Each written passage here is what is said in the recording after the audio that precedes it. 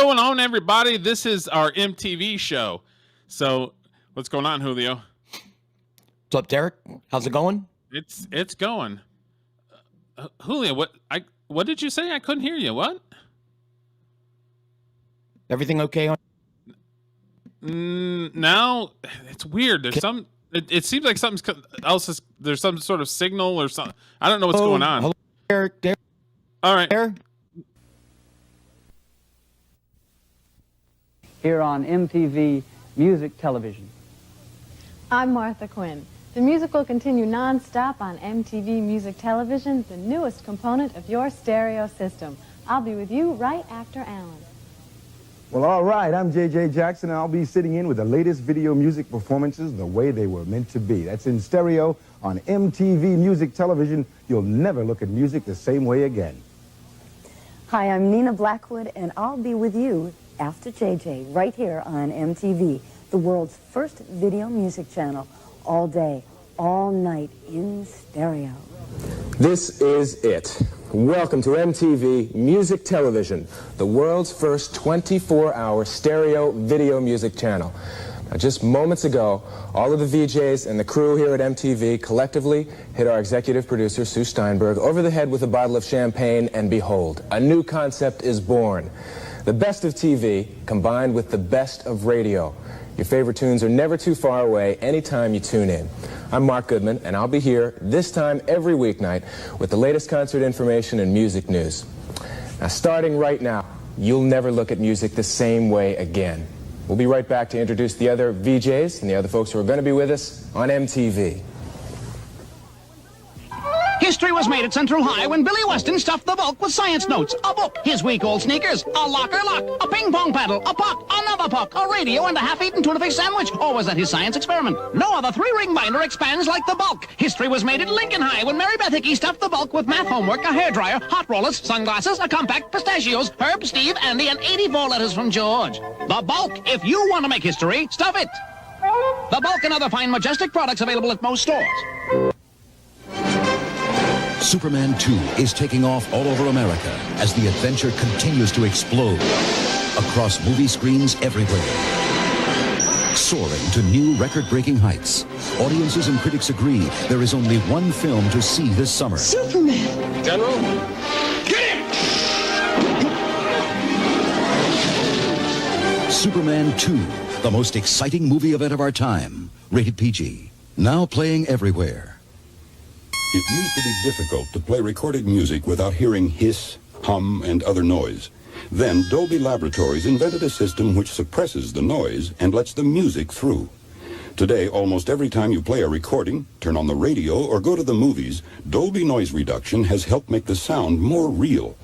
While we like to make as little noise as possible, the Dolby trademarks seem to have earned applause.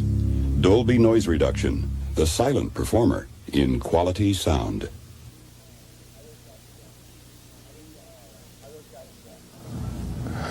Are those guys the best? We all are so excited about this new concept in TV. We'll be doing for TV what FM did for radio. And let's get into it. So, yeah. What's the crazy part is I remember that. Mm-hmm. I remember being 6 or 7 years old and watching MTV for the first time. And it was new. Nobody had ever seen a program or a network that just played music and music videos. I agree. I remember I was sitting down cross-legged in Wildwood, New Jersey on summer vacation in front of the television when it came on. And I remember Video Killed the Radio Star, which is a song that I'd heard before, but I'd never seen those Bamas. And I'm like, oh, what a couple of nerds they turned out to be. Then I saw Pat Benatar, and I'm like, oh, right on. Let's go. Good for this. Good with this. But that was the great part about MTV is back in the day, unless you watched some old shows like Midnight Special or Don Kirshner's rock concert, or you went to see the bands, you really didn't know what they looked like. Some of them. Yeah. You had no idea. All you heard was what was on the radio. Or pictures in a paper. I like them. Or the pictures in the paper or something like that. Album covers. Yeah, but you never got to see them like moving and stuff like that, and that's what was so great, especially Don Kirshner and Midnight Special. They were live performances, which I loved. But MTV brought a little something else, like let's do a short movie with the song, and some directors got really creative down the road. That turned into something like the video killed the radio star video. That had some. It wasn't just them singing. Yeah, it was odd and it was quirky. Like the song was quirky, and what a perfect song to start the station with. I mean, the title is it's perfect. I remember we watched it so much. Like that was the only thing that we had watched for probably the first 6 months. MTV was there, and my parents are like, "Can we watch something else?" No. Sounds like a quick story. When I was, I had a couple of roommates. I was 19, 20, maybe. Okay. And we had cable. And one of the optional channels was the Playboy channel, which we did not subscribe to because it cost money. But for some reason, we got it. So I was just watching that all day. And my roommate, Steve, he's like, you watch anything else? I'm like, well, why would I? No. I have MTV and like movies. So. Nonstop naked women. Why would I watch anything else? So that's how I felt with the music channel. I think I listened to "Pour Some Sugar on Me" at least 500 times because that was in heavy rotation when MTV first came out. Like a Prayer, "Pour Some Sugar on Me," Poison, like all these when I was real small. See, I remember lots of Pat Benatar because she was huge when I was watching. Blinded Me with Science nonstop 24/7. Yeah. Journey. That awful Separate Ways video. Yeah, that was terrible. But yeah, I remember that one. But the Blinded Me with Science video, that was like I was talking about earlier. It was like a movie. It wasn't. It was like a story. Yeah, the storytelling was great with the music videos. It wasn't just guys standing there in front of a camera. Right. Like there was actually storytelling. There was effort. Mm-hmm. You know what I mean? And it was something that caught my attention immediately. So pretty awesome stuff. So what I did is kind of just got a myriad of early MTV, different shows. They're not the full length thing. They're kind of part of it. So it sort of introduced some of the VJs kind of from 84, 85 when MTV started till 93 ish. Mm-hmm. So yeah, we'll watch maybe a dozen videos and we'll comment on them and everything else. So that's a good range year wise, because towards the end of grunge is sort of, in my opinion, was towards the end of MTV and when it was good. Yeah, because I started, I worked for Viacom when I went to California in 2008, and that was when the writer's strike happened and reality television was in full swing. MTV switched over, and they had a couple music programs, but for the most part, they were doing nothing but reality TV shows. Yeah, reality TV ruined the video star. It did. And the reason we're doing this is because just the other day, MTV had put a notice in saying that all music-related shows that were remaining are no longer. So MTV is no longer music television, and there's rumors that MTV is going to cease to exist. So we'll see. Well, I mean, it was... Don't be sad it was over. Be happy it existed. I guess one of those things. Yeah. But as far as I'm concerned, MTV, I don't watch it. I'll never watch it again. And if it disappears, I don't care. Yeah. I mean, at this point, yeah. But I remember those early days. And that's sort of why this show became a thing. I was like, let's do like a homage TV, like early MTV. And there was no, like back then, no YouTube. There was like, now you want to see a music video, you just watch it on YouTube. Back then, that wasn't an option. No phones. Or Vivo or whatever. I think it's Vivo. Vivo was the big one. Yeah. Yeah. Yeah, right, there was no other options. So, okay. So let's go to this first one. Let me switch us over. Share the old screen.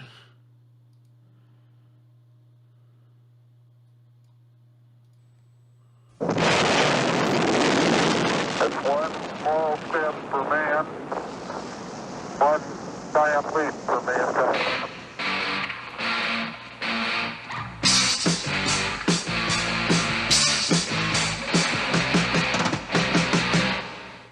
America, demand your MTV! I want my MTV! I want my MTV. I want my MTV! Call your cable company and say I want my MTV! Turn it on. Leave it on. America, see the music you want to see. I want my MTV. All right. I want my MTV. I want my MTV. He ruined 24 hours a MTV. day on cable TV. I want my MTV, MTV, MTV! Yeah, too much is never enough. Yeah, I remember that. Uh-huh. David Bowie was in there. David Bowie, what's up, Scorpio? Sweet. David Bowie, when they first came out, MTV was a rock station. They played rock and roll and pop, right? They didn't play R&B. They didn't play rap. None of that stuff. For the most part, they started sprinkling it in. But yeah, initially it was hair bands. It was Journey, Cyndi Lauper, right? Pat Benatar, Madonna. Then David Bowie got on a talk show and he was on MTV and he bitched about it. He goes, "Why don't you play black artists?" Then all the black people kind of caught on. I'm like, "Yeah, why aren't you?" So they started playing Michael Jackson, and then it kind of went. The next thing you know, you're getting Public Enemy and rap music and stuff. Well, and then they had that Yo MTV Raps that started. I don't think it started like right off the bat, but shortly thereafter, Yo MTV Raps. Okay, so speaking of rock and roll, Ricky Rackman back on the Headbangers Ball. It's my birthday show of Headbangers Ball tonight. I hope you enjoyed our two claps. Hope you enjoyed our special MTV in-car. look at the hair, 1990. I know, Encore and he reminds me of presentation of Guns N' Pauly Roses. Shore the way he talks too. Live at the Ritz. Yeah, kind of. California surfer. And coming up tonight on the birthday show, Poison, Metallica, Ozzy Osbourne, Cinderella, Def Leppard, Scatterbrain, and Motley Crue. And plus Scatterbrain and Babylon AD are going to be here. Now check it out. They said, like, Ricky, you get to pick 3 videos of what you want to play on your birthday show. And I said, I want to play the Ozzy Osbourne Crazy Babies video. And they brought in Ozzy. So, like, this is very, very cool. Thanks for coming by. Hey. Happy birthday. Thank you very much. How you doing? Great. I'm doing great. So Look how young he looks, man. I know. You're working on some new stuff right now? Yeah, we're writing like little maniacs. I don't see a release till the new year, but we're writing loads of stuff. It's, it's different. It's good stuff. In the way Ozzy's of hair different, what do you was mean? ridiculous. I mean, I'm like the biggest Back Ozzy then. I write in a fan. This is tutu. like great. It's what? I write in a tutu. Oh, you didn't do too? No. The desk looks like just boxes. It's like, okay, we're just gonna stack this shit up on the box. Stackable crates, right? Yeah. You're probably That's right. great. It's you wait and see stuff, but I don't want to give any secrets away. It's going to be good. And obviously you're going to be back on the road when... Oh, I'm always on the road. And I have a house somewhere. Haven't seen it yet, though. Now, you have a different guitarist this time? No, Zach Oh, Wild. Zach is still playing, but you have a different member. I read things and I just file them somewhere. I'm sorry. Do you have was there somebody else that was playing in your band that wasn't? So you're playing with the same guys? I think so. I hope so. Oh, didn't you hear it? No. Okay. So, anyways, so what has? And I'd heard that just watching different videos and interviews and everything that a lot of the musicians back then didn't see the value in MTV. They were just kind of like, it's kind of, what is this weird shit that I have to go to? It didn't. They're like, like some bands hated making videos. They're like, really, gonna make videos? The other thing is, if you were fat and ugly and were in a band, you can get away with it before MTV. When MTV came around, it kind of made you. It was more about the style than the substance in some ways, and I think some musicians and bands back then didn't like that. Yeah. Like, So yeah, it's pretty interesting that some of them just kind of was like, I'll do it because they asked me to do it, but it's lame. You know what I mean? Well, I'm sure the publishing company, whoever was putting out their records, like, this ain't an option. You're doing a video. Well, I mean, because it was so brand new, they wouldn't know if it was going to be popular or not. You know what I mean?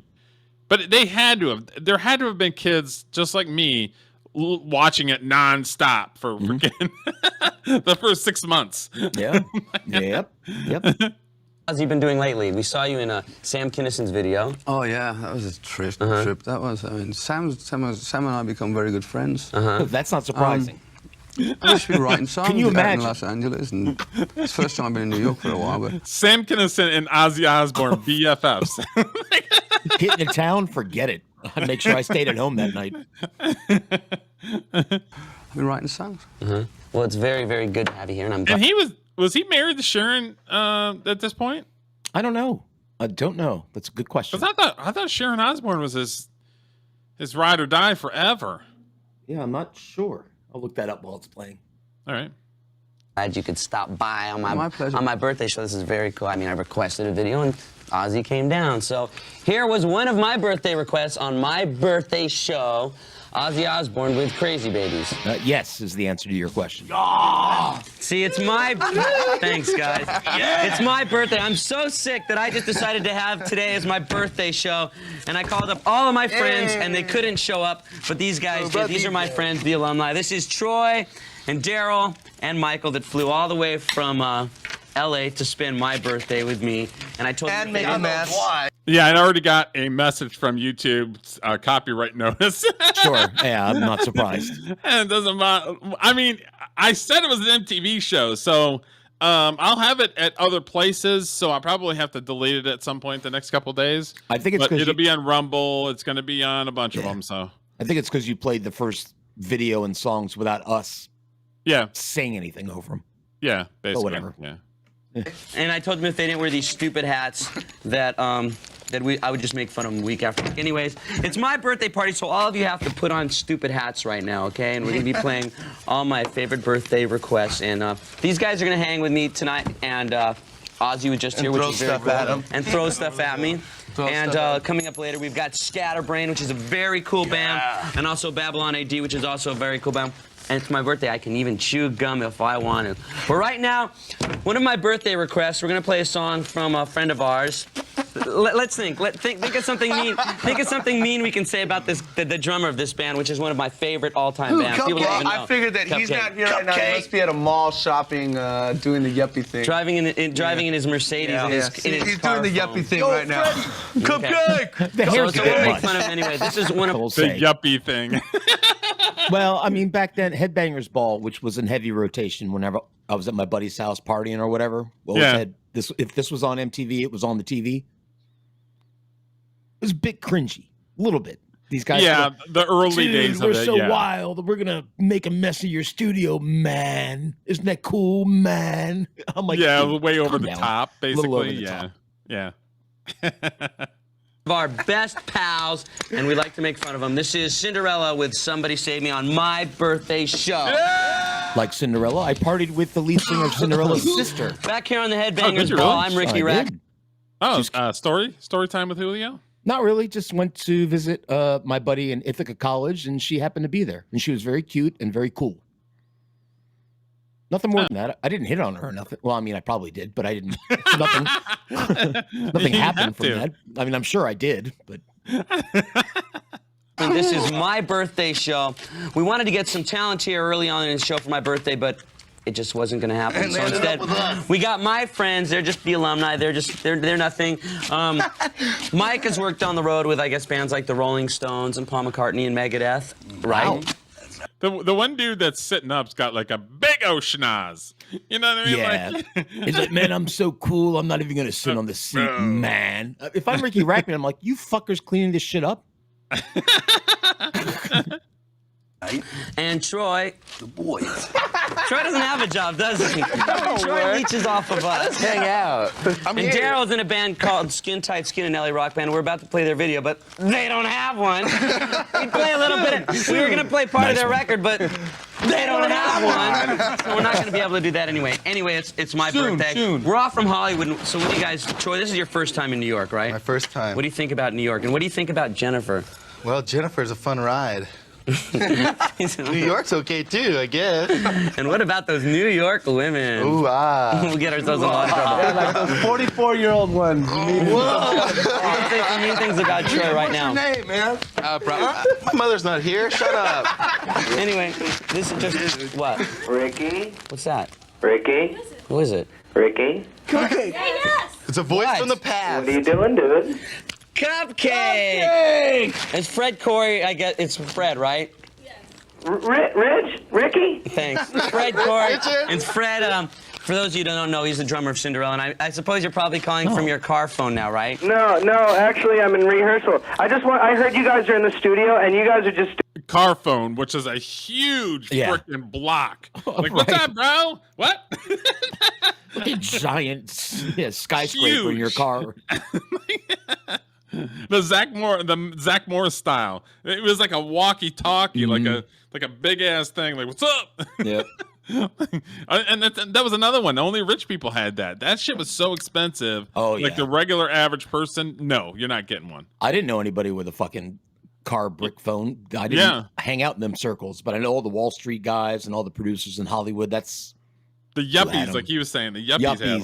Yeah, yuppies, man. They have jobs, man. What a bunch of cringy edgelords.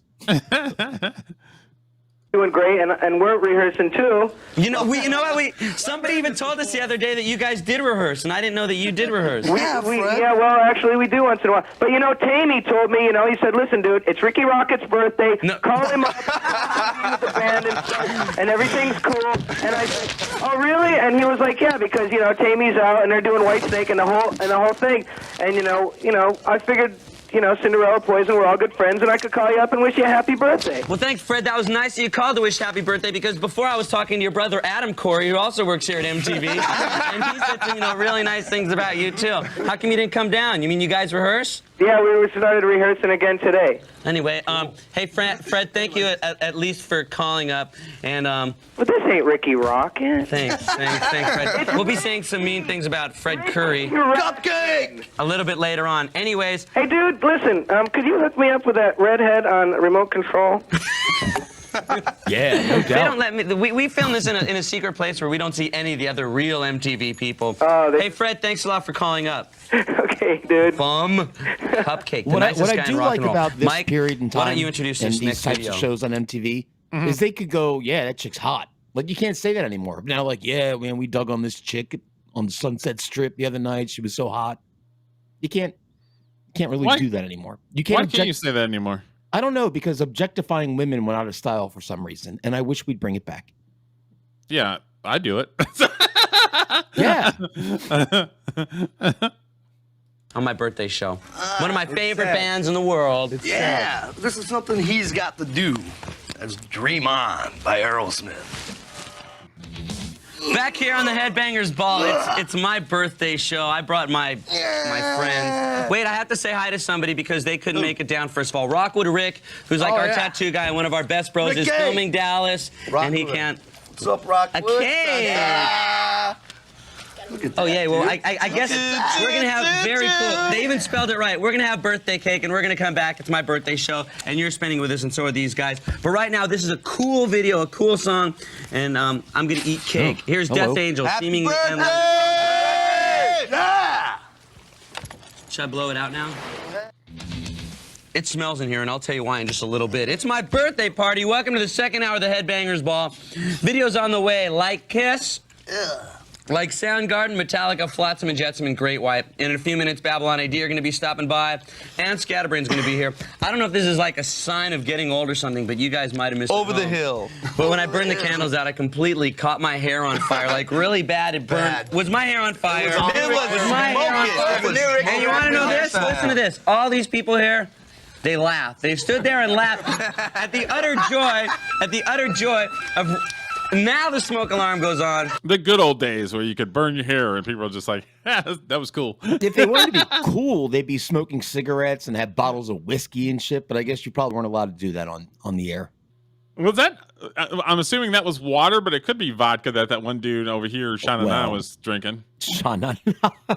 Yeah, maybe. They laugh at the utter joy of Ricky Rackman in flames, so we had a little bit of pyrotechnics here at the Headbangers Ball. Of course, if it would have happened to Adam or Julie, or any of the other people, they would have said, we've got to do something. The BJ's hair's on fire. But here they're saying, Ricky Rackman's hair on fire. Somebody get marshmallows. Anyway, it's my birthday party. This is the Cat House alumni. These are my boys. I want to thank them for coming by all the way from Hollywood back here to New York. Troy and Daryl and Michael. Oh, and we have to say hi also to Axel, who's also alumni, who didn't show up. And we got a lot of friends to say hi. And Rockwood, who's taping Dallas. The big tattoo guy is going to be on Dallas. That's cool. And also all the guys in Motley who are also like very cool bros. And anybody else that we should say hi to, since this is probably my only chance. All of our. I'm going to name drop, bro, with Motley. I was thinking the same thing. He's like, yeah, man, we're going to play Kiss and Poison and Motley and Cinderella and Babylon AD. Okay. That's a thing? Who? Right. Should have them on the show, not these chuckle fucks. Yeah, these guys are just like happy to be there.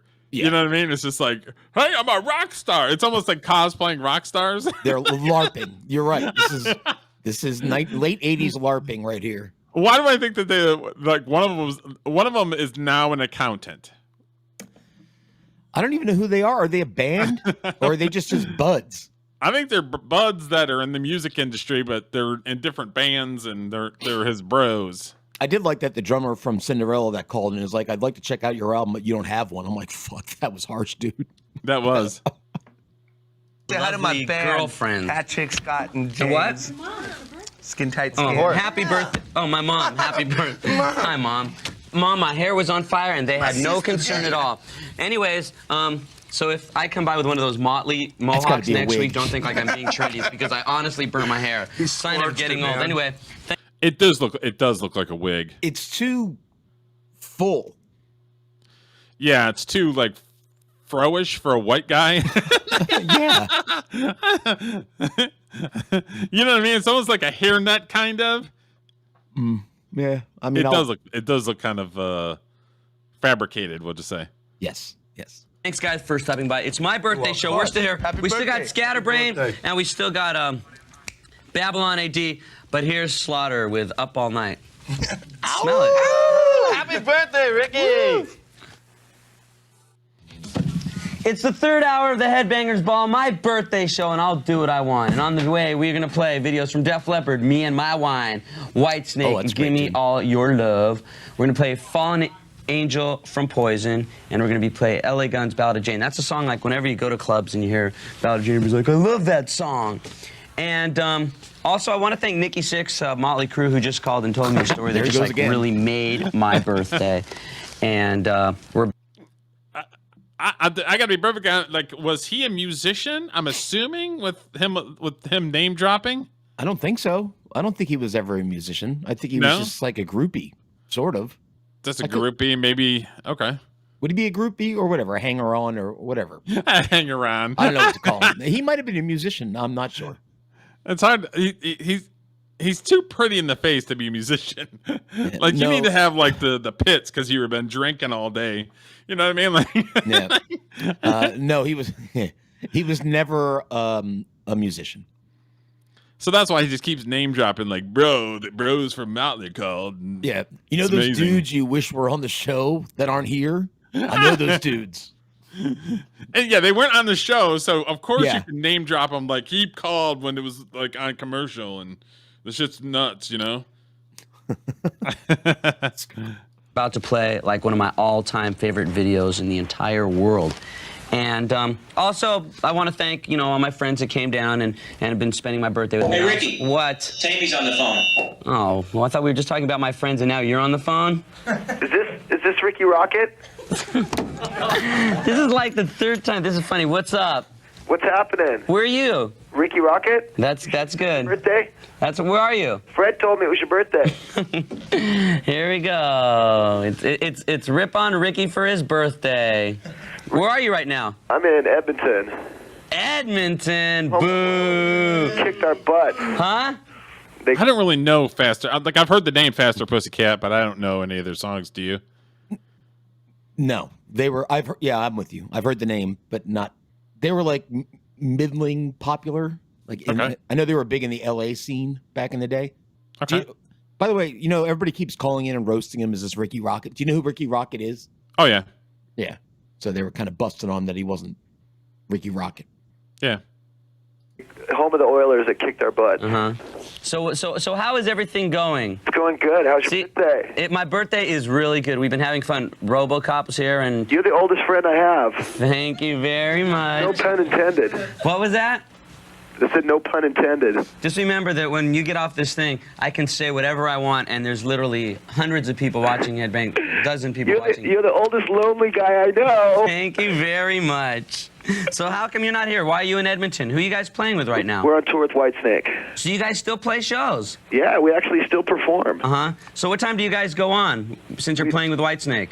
We go on afterwards, after the doors. Okay, so if you guys go on at 8, it'd be good for you guys to see Whitesnake show up at around 9 o'clock, right? Yeah. Okay, just so people are warned, everything's going good? So how old are you, Ricky? Don't be counting the cakes here at home, people, okay? Blowtorch. You missed it. My hair seriously caught on fire. You guys might have seen that at home. I don't know. Hey, thanks a lot for calling up. No problem, buddy. And I'm going to say some really mean things as soon as we get off the phone. All right, dude. I will, too. Hey, say hi to Barney. All right, dude. Okay, right now we're going to be playing my favorite. This is like probably one of my favorite songs in the whole world. And it's one of my birthday requests. This is Motley Crue with The Looks That Kill. Yeah, he's got a lot of favorite songs, and he name drops a lot. Yeah, remember 5 minutes ago when I said this was my favorite song? Well, I changed my mind. I got another favorite song and then another.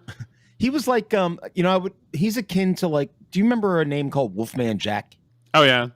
That's kind of what he was for metal. He was like, he wasn't a musician, but he was the popular metal DJ, so to speak. Like Wolfman Jack was the rock and roll DJ. All the bands would go do interviews with him on the radio. So I think it's similar to that. When I'd watch this as a kid, I was just like, right away he keeps name dropping and just like, oh, I was talking to Axl Rose behind the scene here. You know what I mean? I was like, well, this guy just seems like he's kind of fake because it just seems like he name drops a lot. Yeah, when I watched, I just wanted to see the videos. I was like, can we get past the bits? Yeah, the videos? It's like, bro, you need to just roll the videos. Yeah.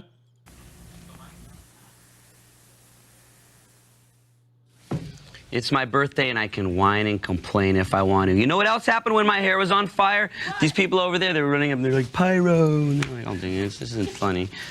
The things I give, but at least now I can get on network TV, because maybe I'll send it to America's Funniest Home. He's not, and he's trying to be funny. He's not funny. No. There are MTV shows that had funny bits. Yeah. Like the redhead Julie Brown, the white Julie Brown. Okay. I thought she was fucking funny. Pauly Shore, he was funny. Yeah.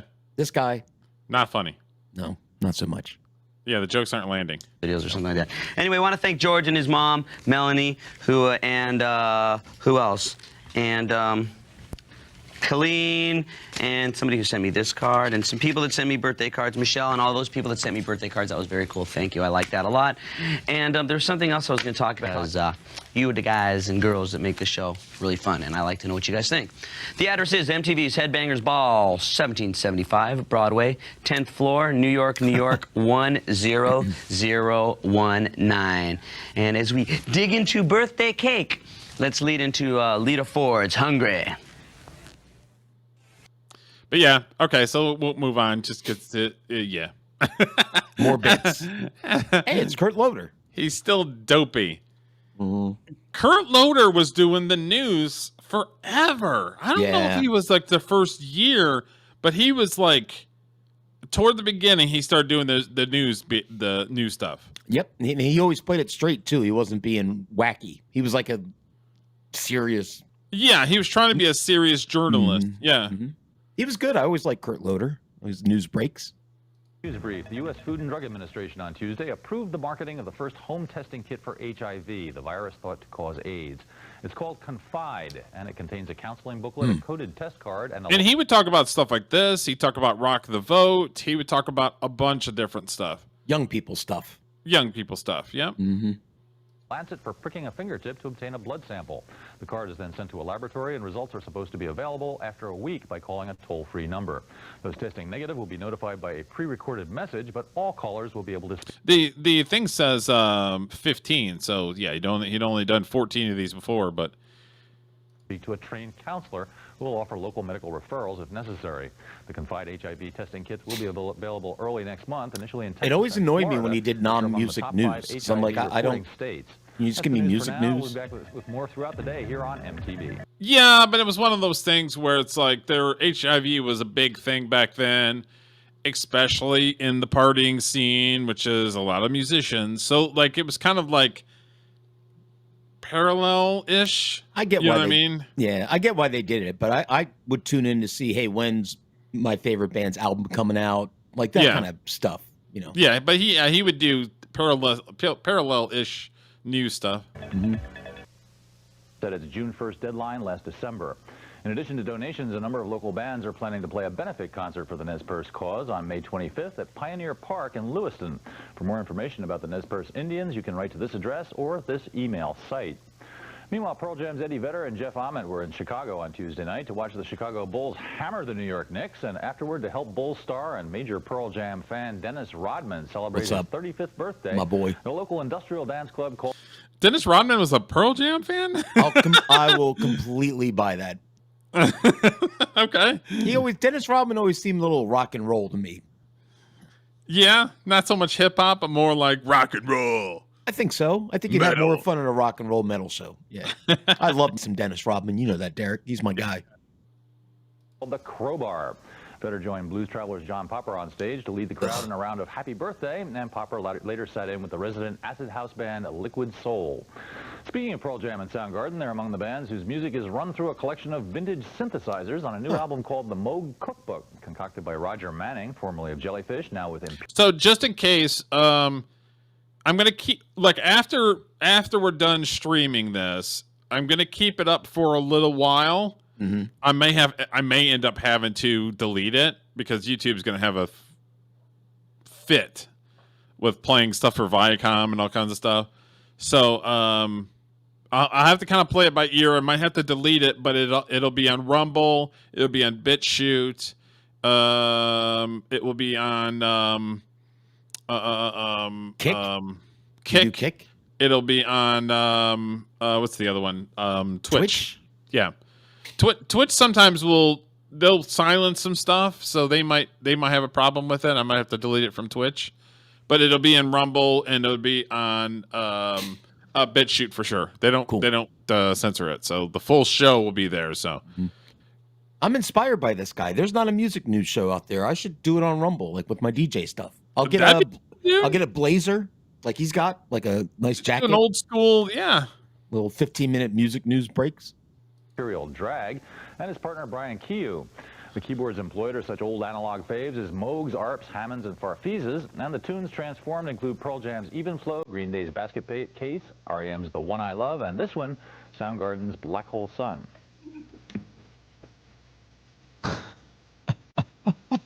What the fuck? What's going on there? I don't know.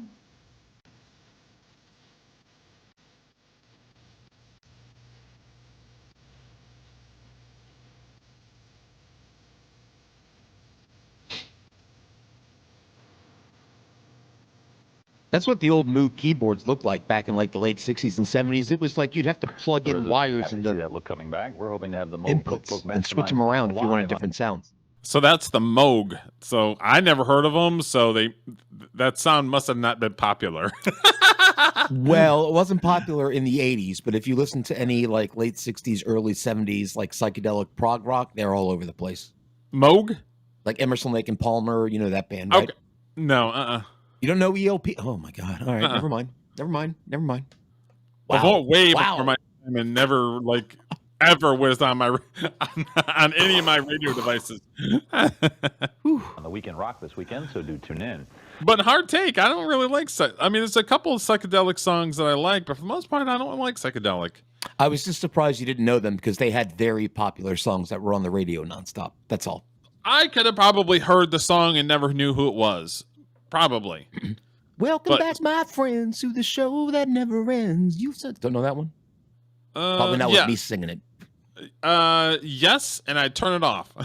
I didn't like that song. Boy, if you and I were but buddies yes, back I've heard in the day, that song. I didn't know who it was though. We'd have been fighting over the radio. I want to listen to Pour Some Sugar on Me for the 100 millionth time. Well, we would have agreed on that. In a related note, the Farfisa-crazed Anglo-French band Stereolab is on tour here right now, supporting its well-new album, Emperor Tomato Ketchup. The group plays Lupo's in Providence, Rhode Island on Friday, and the Trocadero in Philadelphia on Saturday. And finally, last week came news of something called the 3x5 Tour. 3 new bands out on the road, charging $5 per admission per show. Right on. This week, inflation having apparently kicked in, comes news. I would go, even if I didn't know the bands, just because I'm paying $5. $5? Yeah, why not?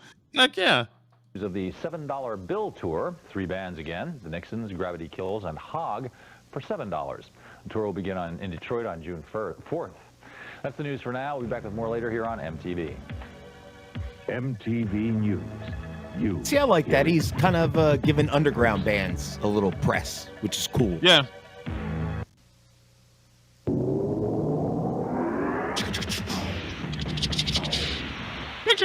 Hi, I'm Kurt Loder with MTV News. Finally bowing to entreaties from fellow Republicans that he resign Bob Dole, as Bob majority Dole. leader of the Senate, where he's been a fixture since 1968, and start running for the presidency full time. Bob Dole stunned observers on Wednesday by announcing he'll leave his Senate seat altogether by June. He was so lame. You remember Bob Dole?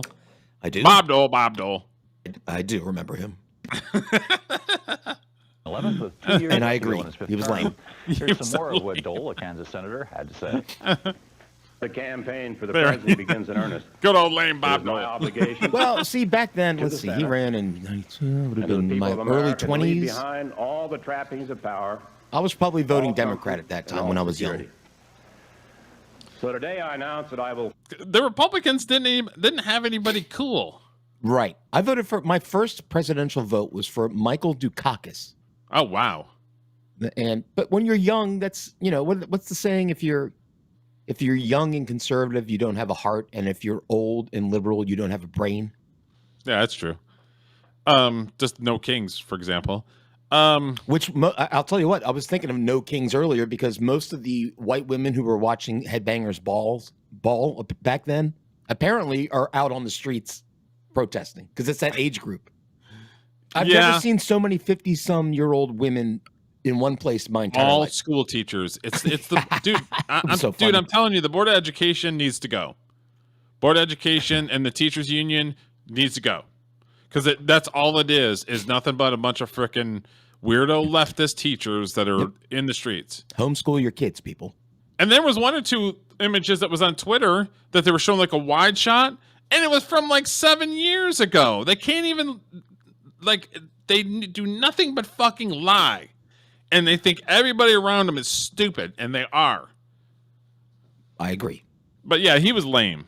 And we found out later what Clinton was. But when Clinton, you know, he's playing the saxophone, and it was like, this guy's our best friend, and you know, like we can have a beer with him. And then, like I said, then we found out the whole Monica Lewinsky thing, and then later found out he was on a certain somebody's list. Well, okay, first off, Monica Lewinsky, and I mean this with all my heart, fucking wood all day long. Wood. Absolutely. Have you seen her now? I have. She looks pretty good. Still wood. Yeah. She got to be in her 50s, right? 40s. Yeah, because that was your. See, I wasn't as young as you at that time. I was like 10 years older. The minute I saw Bill Clinton on TV, I was like, ooh, this guy's no good. Snake oil salesman. Don't trust him. He's slimy as fuck. Yeah. But I was in my would have been mid-20s when I was starting to grow up a little bit and realize that the world wasn't quite what I thought it should be when I was 16. Yeah. You know. But yeah, Monica Lewinsky, good for him. Good for Bill Clinton. That's what I say. But yeah, the Republicans really didn't have anybody that was worth it. Nah. I loved Reagan. Reagan was like your grandpa. It was like grandpa. You're right. Yeah. But they didn't have anybody cool. And then, like I said, when Bill Clinton started playing the saxophone, and it was like, oh, okay, I see what they're trying to do with this guy. He seems all right, you know. I should run for president. I could play guitar. That's cooler than the saxophone. Yeah. Chicks will love it. Forgo the privileges. Maybe the No Kings chicks will love it. Maybe. Not only the office of the majority leader, but of the United States Senate itself. Bob Dole. As long as he remained embroiled in the daily legislative push and pull of the Senate, he was a sitting duck for crafty Democrats. Dole's likely to be replaced as Senate Majority Leader either by Don. He always played it straight, though, which I appreciate.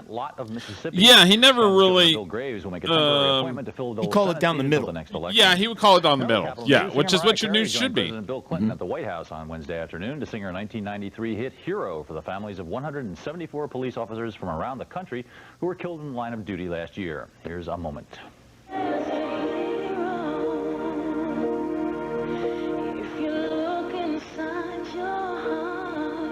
Is that Mariah Carey? Yeah, look how young she is. Holy fuck. Also a very pretty woman. Oh, I could tell you a story, though. Peace Officers Memorial Day. Okay, so this is probably... Okay, so 2008. I want to say 2006. I worked at the Thanksgiving Day game for the Lions. Okay. And I went in as working as a set builder. So we would run in with the set pieces, put it together, put the stuff on there, and then we'd run out. Sure. And Mariah Carey was the singer for like the halftime show. She had a thing called the Mariah bed. And she only they carted her out, and she's sitting there going, like when it's just the workers, they're like there's nobody there. She's just like, that's amazing. And then they get this bed thing, and she has a bunch of strong guys holding her up on this freaking bed, and they're carting her around like practicing, and she's just living it up. Like, oh, this is so like she was such a freaking diva. Like she's Cleopatra from yeah, Egypt, like she's Cleopatra or something. I was just like, ugh, get away from me, Mariah. That's funny. I never got to meet her. She was probably nice, but she was a diva and a half. That's her whole bit, though, isn't it? Like Whitney Houston and her, they're just like divas, and everybody's like, "Oh, she's such a diva." It's like her thing, I guess. Whatever. Well, I wish it wasn't a thing. Did you have to lift her bed, Derek? Were you one of the? No, I wasn't a strong man. I was doing the stage, but it was just like annoying where she was like playing it up for the crew, and I'm just like, Mariah, like, what are you doing? You're hammering a nail, and what the fuck?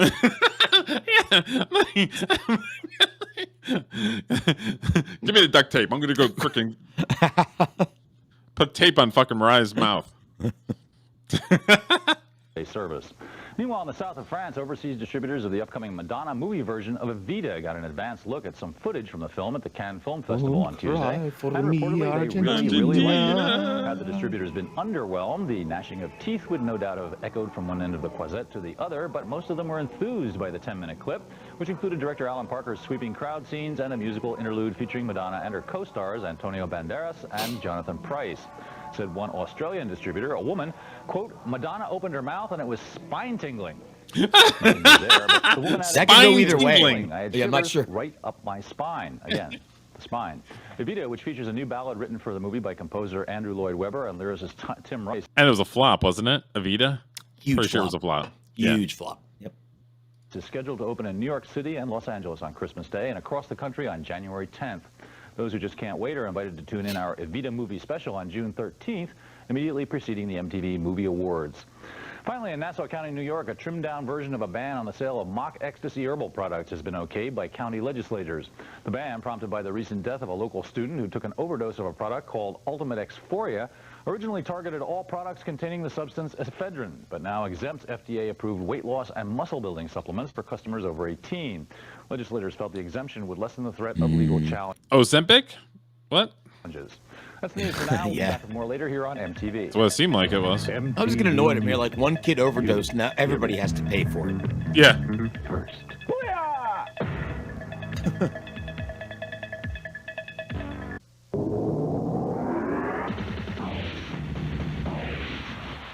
I'm Kurt Loder with MTV News. The American Academy of Pediatrics announced on Tuesday its opposition to parental notification laws for teenagers seeking abortions. 29 states now have laws allowing teen girls to make abortion decisions without notifying their parents if they can convince a judge that they're mature enough to make such a decision. The Academy contends that parental notification laws delay access to abortions, often past the first trimester of pregnancy, which is felt to be the safest period in which to abort.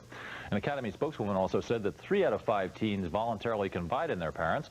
Those who don't may have parental problems or come from abusive homes.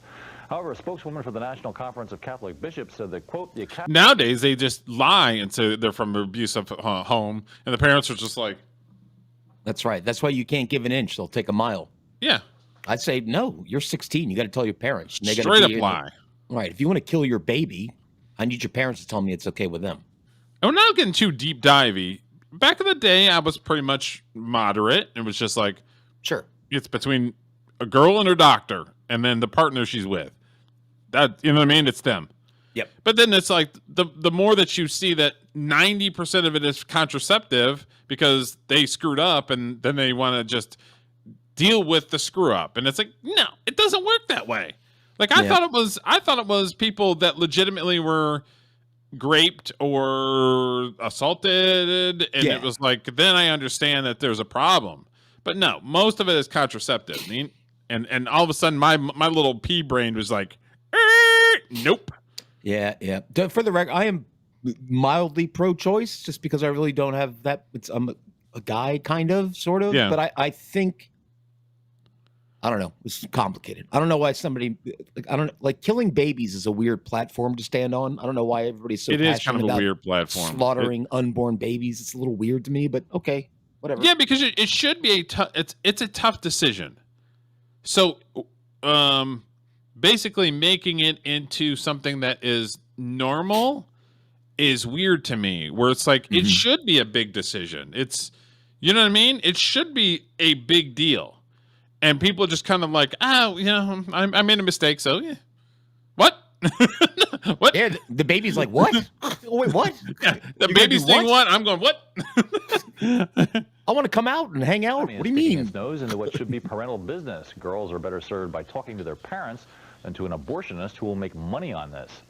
In TV news, meanwhile, NBC has reversed itself and decided to go ahead and cancel LL Cool J's middling sitcom In the House, currently ranked 49th out of 130 network shows, but a top 10 hit among black viewers.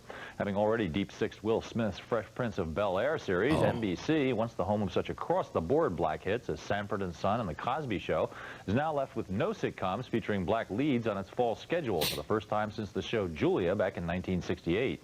In the House is reportedly likely to be picked up by UPN, and while LL was not immediately available for comment, he did tell us recently that he's not sure he'll be staying out on the road. Number one, that LL show was terrible. Number two, Will Smith had already outgrown Fresh Prince, so it was only a matter of time that he was going to start doing movies. Yeah, Fresh Prince was on the air for what, like 7 or 8 years? Yeah, so then for them to be like, well, a black lead. No, because one show was shit, and the other one, Will Smith was ready to be a movie star.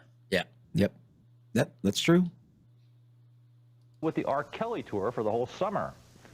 I haven't toured in many years. I might want to go home with my wife and my 3 kids and laugh a little bit and watch some Gilligan's Island reruns and drink some 7-Up. I don't know if I want to run around the country all summer long sweating and falling over speakers. He's always rubbed me the wrong way, dude. I can't stand him. I'm not 16. Meanwhile, there's more bad news for singer and trouble magnet Bobby Brown, this time from the New York State Supreme Court, which has ruled that a $1 million fraud and breach of contract suit against Brown, filed by an elderly woman named Althea Durant, must proceed. Durant charges that she ponied up a $30,000 advance to get Brown to play a concert in Trinidad in 1993, and that after Brown canceled, the money was never returned. Durant's lawyer says his client has already had a heart attack while pursuing Brown, and that she, quote, just hopes she lives long enough to see the case finally come to court. Jesus. Wow. That's a good dark turn. Oh, I've had 5 heart attacks. And Jesus. Amazing. That is Asia, heat of the moment. They're single, doing real well. Yeah, I thought she was a cutie. She's I'm so Martha cute. Quinn, Forget it. Yeah. I have been lucky Nice enough face. to be able to see Pink Floyd, The Wall. It's an incredible She reminds me of movie. Bob Zoe Geldof, Deschanel. lead singer for the Boomtown Rats. If you knew who that is. Turning into, I think he's going to be Like a having pixie quite girl. an acting career. He was unbelievable. I've got a clip of the one I loved. Airfare to London on MTV. She's still on X a Spending lot. I 3 follow days her in on a X. She hotel. puts like I old mean, you can go outside school of the videos hotel up, and everything, 80s but we'll stuff. spend 3 days in a Oh yeah, hotel. yeah. And tickets to see She's Pink still the Floyd's 80s girl. The Wall on July 14th. Prizes include $300 July 14th. spending money plus Walkmans and Pink Floyd cassettes. 100 Walkman. winners will receive a And copy of cassettes, the Wall Derek. soundtrack on Columbia Records, as well as a copy of the Wall book. and it's a lot of great stuff. You must be over 18 to enter, so keep watching for details and send in your postcard. Yeah, she was fun and bubbly and just cute. I liked her. Super cute. Yep. Pink Floyd's The Wall. Wow, that's another. Did you ever see that movie? Pink Floyd's The Wall? No. It's trippy. It's a something. Something. Okay. Hard take because I was never a Pink Floyd guy. Okay. Fair. The Wall is good, but everything else is All right. Okay, so then I watched a few interviews that Matt Pinfield has done lately. Because I think he wrote a book because he had a massive heart attack and almost died. Oh no! Well, and yeah, so Rick Beato had him on about 6 months ago, and then he's been on a couple other places. When he first started, he was he worked at a radio station, and he kind of was just handed the job, just like, hey, we kind of like you, give it a shot. And I guess the first couple ones were kind of terrible. Yeah. So this is kind of like some that like at the beginning. This is 95, Alice in Chains. So Matt Pinfield. Did his doctor come in the room and go, Mr. Pinfield, I have some bad news for you. You have 120 minutes to live. I'm kidding. It was a bit. It was a joke. You're fine. You'll be good. You have 120 minutes to live. See you again, man. How you doing, man? Cool to hang with you Yeah, always. And he's got a great new album out, and it's just a lot of great songs on it. Let's talk about it. You just decided to call it Alice in Chains this time, right?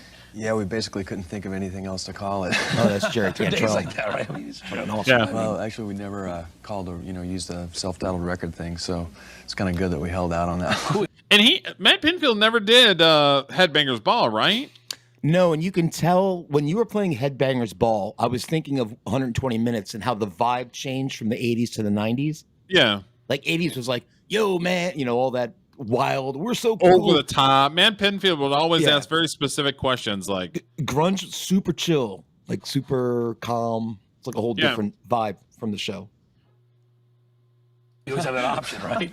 So we got stumped on this one and went with the self-title. Oh, that's cool. I mean, you didn't run out of ideas definitely for songs. There's a lot of cool stuff on there. Back in 120 seconds. Right, it's a great record. It's really like a great cross between everything from Sap and Jar of Flies to like the Harder Edge to Dirt. Some of the stuff on Facelift too. Let's talk a bit about the video. We're gonna actually show the new video right now, which is Grind. It's the first cut. But let's talk about it. You got the dog that's on the cover of the album there.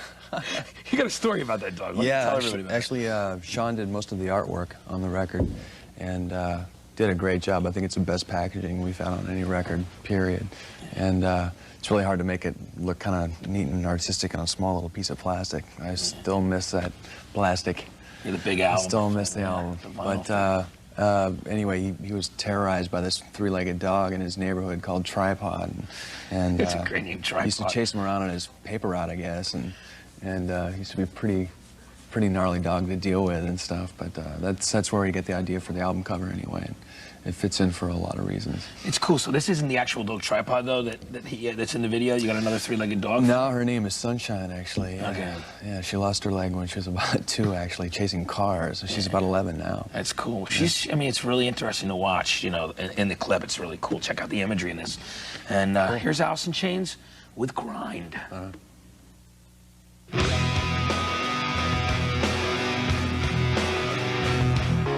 And that's a little bit of I Stay Away from Alice in Chains here on 120 Minutes. Cool song, really interesting video too. It's cool, man. Yeah, it was kind of cool to do because we didn't have to fake our own song. Not have to do the whole lip sync thing. And yeah, well, it's kind of hard doing videos sometimes because basically you're faking your song. So we let that must be else awkward. do it this time. That's cool. It takes all the pressure out of that, right? Yeah. Let's talk a bit about the time it took. I mean, between Jar of Flies up to now, I mean, there was a good 18 months or so. Right. And then there was a period where Jar of Flies was such a great album, dude. Oh my God. Yep, their first three or four albums were all great. I love Alice in Chains. I think they're awesome. Yeah. guys were all kind of playing around doing different things. Lane had done the Mad Season record. Right. Mike had played on Slash's Snake Pit thing, and you and Sean had done some guest stuff as well, messing around with Willie Nelson, all that stuff. You know, people, you know, love the press can be just so beat that they a lot of times. I'm not dissing all press, but there's a lot of weird press that people are looking for things to write about, especially the British press where they need something new every week because you know they have the hype. They'll say, "Oh, the band's breaking up, members are dying," you know, do all that. It gets so stupid after a while. It's something you gotta kind of try to blow out of your head and just I mean, nobody in Alice in Chains is dying anytime soon. Basically, we man. just reached a point where Matt, have you heard Matt Pinfield talk about some of the relationships that he had? I have not. No. Okay, so he, I guess he had run into David Bowie somewhere. Mm-hmm. I guess David Bowie was maybe in the was doing an interview on a different show or something, and he ran into David Bowie. Mm-hmm. And then he said he got a random phone call from somebody, and it was David Bowie asking Matt Pinfield what he thought about the new album. Huh. And then he had like a conversation in like one of the little, I would say like a park, but sort of in between buildings in New York City, where you've got arguably the GOAT asking Matt Pinfield what he thought about the new album. I dig that. First off, David Bowie, I'm a big fan of him, and I've seen some documentaries. Apparently, the biggest sweetheart on the planet. Just the nicest fella. But it makes sense that he would, because he was always trying to change his vibe, David Bowie. He was like a chameleon all the time, and I think he wanted to reach out to somebody who was kind of hip to what was hip at the time, which Matt Pinfield would have been in the 90s, and just wanted he would have been connected to get somebody like, hey, you like what's cool now, what do you think of this? Now, so I thought it was interesting that David Bowie doesn't need to ask anybody, but he, you know what I mean? Yeah. Well, hopefully Matt Pinfield liked it, because I couldn't imagine David Bowie like asking me, "What do you think of this album?" And then I listened to it, it sucked. I wouldn't know what to do. Like, it was great. I loved it. It's cool. You couldn't be honest. So if Paul McCartney walked up to you and said, "Julio, what do you think about this song?" Could you give him some honest feedback, or would you be too much of a fan and not be able to do anything? You know what? If somebody thought enough about me to ask my opinion on their music, I would give it to them straight, because otherwise I would imagine they wouldn't have asked me. Yeah. I mean, I play guitar. I'm in a band with somebody I consider my best friend. And I'll tell him, that song's no good. Sucks. Yeah. So who the fuck is Paul McCartney to me? I'm like, if I can tell my buddy that, I'm certainly I'm just saying, can you keep your fandom in control to give an honest opinion? I think so. Out of respect I'm not Paul McCartney, but I am a musician, and I think he would deserve, that sort of musician respect. Okay. So yeah, I could. Pretty exhausted. We were really worn out, and it was time to just basically sit back and take a look at things, And rediscover yourselves. And see how it was going. Well, we'd been running pretty much nonstop to that point, record tour. Right. And it got pretty exhausting. And even up to the point where, we'd actually been doing really well. We were still sleeping on people's couches and stuff. And so we spent a lot of time, finding places to settle in and whatnot. And actually started working on this record about January, so... we've been working on pretty much the whole year on this record. Yeah, it's an incredible record. It's really cool. There's a lot of good stuff on it. Yeah. You're all writing on the record as well. We'll be back in a minute with Jerry. Up next, it's a brand new one from a New York City ska band called Mephistopheles Cantrell. And Jerry, you're writing. I mean, the one thing about Alice in Chains, the writing has always had a very dark sense to it. Clever. And even from the musical side, where it sounds like there's a lot of influences from even like Indian music. I mean, there's a lot of different things in there. People always say that, but what I want to say, take it lyrically, things like on a new album with Heaven Beside You, where you got problems in your life, great that's song. effed up, but you're not blind, you're just overrated, that whole thing. You're just super faded or overrated, super out of your mind, super jaded. Or overrated, I think. Yeah, there's a couple different changes in the verses, whatever, you know what I mean. But you have all the ideas where, there's a lot there. There's a lot of that stuff, not to get specific, but there's a lot of it autobiographical, or are they things that you draw from other things, or people and relationships? Well, that song in particular is pretty. you know, we actually, a lot of the stuff that we write is ends up having kind of multiple meanings, even whether we mean it to or not.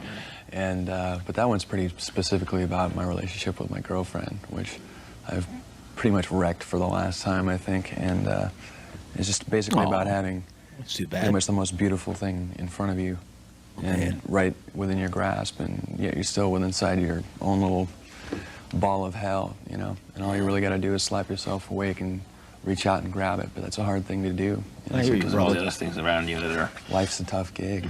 Down, man. All the other things around you. That's a great line. Write that down. Yeah, write that down. Tough gig. Life is a really tough cool song. gig. People should check it out and they pick up the album as well. Stick around because we'll be talking more with Jerry in a minute. Right after the break, we've got a new one from the California band, the Campfire Girls. So stay with us here on 120 Minutes. And we're back here at 120 Minutes with Jerry his Cantrell. solo albums are Jerry, amazing, on the new too. record, and I'm actually, in all things, sharing a lot of the writing. I mean, you've always been one of the primary songwriter, but all four of you have done a lot of different stuff. And I mean, everybody's always involved. Like, there's certain songs that Lane might be just doing on his own, or you'll collaborate. Like the new one, Shame in You, he'll do lyrics. How do you come to deciding that? Like, Grind is completely yours, Heaven Beside You, or Lane will have his own track. It's kind of just, it's really by chance, you know, just like really what happens. There's a multitude of ways that stuff comes about. Whether any one of us brings it in, it always gets tempered by the other guys, you know, and, you know, even a song that, you know, one of us, and particularly Grind that I wrote, you know, the idea was a good idea, it's a good song, but hell yeah, Lane and Sean and Mike and myself, when we get together, there's like a chemistry that, I mean, it's something that you can't really put your finger on, but it puts that stuff over the top and it makes it better. And their songs were, their style was different than what everybody else was doing. That was the wild part, where it was like, I liked their stuff, and it was so different. Do you know what sets aside Alice in Chains from every other band in that era to me? It's the harmonies.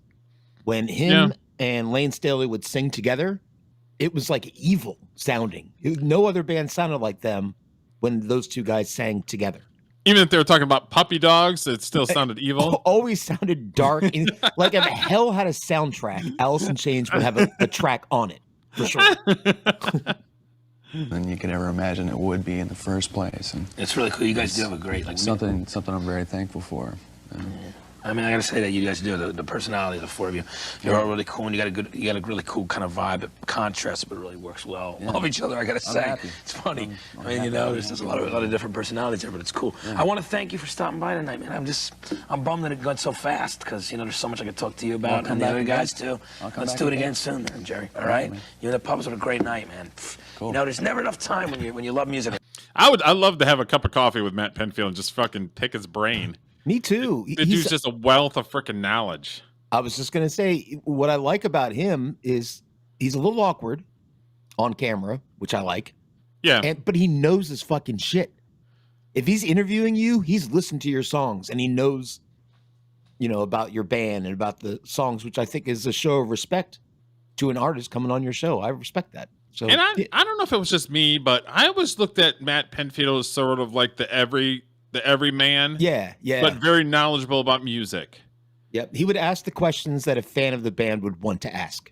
Yes. So, no, he was great. So yeah, I liked Matt Penfield a lot. I used to this show you're about to, I used to love this fucking show. Yeah. So this was I don't know what year this was. But the MTV started doing some game shows and different weird stuff at night just to kind of, as far as programming, and Remote Control was funny, and they always had special guests and all kinds of stuff. So you'll recognize somebody is in this one. I liked this show so much, I used to tape it, like program my VCR to tape. Oh, nice. So when I got home from work or whatever, and from my overnight shift, I could watch Remote Control. Good stuff. Yeah, it's funny. There he is. Yep. Hey, Stickpin. Yeah, man. I heard you're on trial for popping your doctor in the head. Yeah, I punched my doctor in the face, man. But the reason was I seen him like I was there and he was hitting me with a hammer right on the knee. I didn't do nothing, man. So I punched him in the head. I took. Now Sandler got in Saturday Night Live because of this, right? Because this was his first gig. I think you're right. It's outside of stand-up. It's the first I'd seen of him was on this show, and he was really funny when he was on the show. Yeah, he was. Control. Yeah. What the hell the was the X-ray host's machine smashed name? it on his head too. Okay, all you guys, He's got a question for you. Yeah, Colin Quinn's funny as hell too. He's amazing. Yeah. Yeah. Out in East LA sometimes with this guy Angelo. Another Saturday Night Live guy. That's right. To Spike, who's a good guy when he's not punching you in the neck. And I think this guy, he's also East LA. There's a band from there who sings La Bamba. What's the name of that band? Lobo. Yes, LL for 10 points. Is that Weird Al? That was Weird Al. So it's LL Cool J, Weird Al, and I don't know who the person in the middle is. All right, yeah, okay. LL, do you want to keep the category? Stay here? Yes. The rebel. Yeah. But yeah, that was pretty fun. Pretty fun. I love that show. There were so many funny. See, that's when their bits were good. They did little, like they had characters come out and ask the questions. I thought that's clever, right? Unlike Jeopardy, where you just have Alex Trebek. Yeah. Okay, so this next one is this woman was probably my favorite. Is Downtown Julie Brown. She's number 2 for me, behind the other Julie Brown.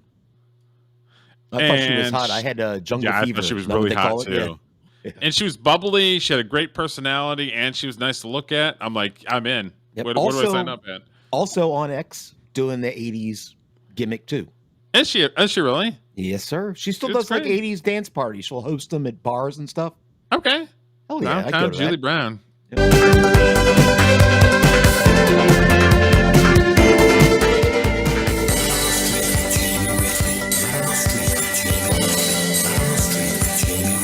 Everybody has something to say. Let's listen. All right, shout out to Man on the Street.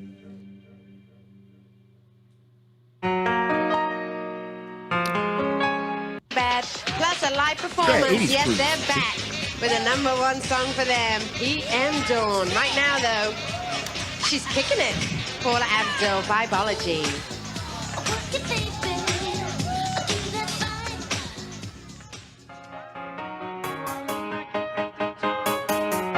She still looks great. She does look great. Very nice. Yeah, that's good to see. And she was the one that was doing the. She was going wubba wubba wubba like wubba what? wubba. That's right. I forgot about that. What? What is that? Well, she was saying it, so I was all for it. I'm like, you go, Julie. Welcome back to Man in the Street. We are still out at sea at the 80s Cruise 2023. Oh, and man, I gotta go on today we are this. talking with a legendary VJ from MTV herself. She's well known for Club MTV. Downtown 1987 to Julie 92. Brown. You can catch her now. Still on looks Sirius great. She looks XM. exactly the same. 90s She does on look 9, exactly the Downtown Julie Brown. She does not age. Julie, thank you for well, that joining makes me today happy. on Man in the Street. How are you? Well, hey, here we go. I'm so happy to be finally on Man in the Street. I mean, come on, it's Well, sort of. You've had Some work. everybody on, and so I guess this is I've arrived. Julie, How old is thank she? you I gotta so look much for that up. being here. All right. I want to start off right away by talking about Club MTV. Of course, everybody watched Club MTV. Back, it was on 87 to 92. I got to believe that was a huge thing, not only being on MTV at the time as a VJ, but you're hosting Club MTV. Can you talk about Club MTV? Well, I think with Club MTV, it was so awesome because we kind of created it ourselves. I joined MTV in '86, and I was kind of one of the first VJs that took the camera out on the street and into the clubs. That's how it was first born. Because I was able, coming from the background that I came from, a dance world, I loved to go to the clubs, and so they utilized that on MTV, and we first started roaming around New York to the Tunnel, to all the nightclubs in New York City, and we would film VJ segments from there.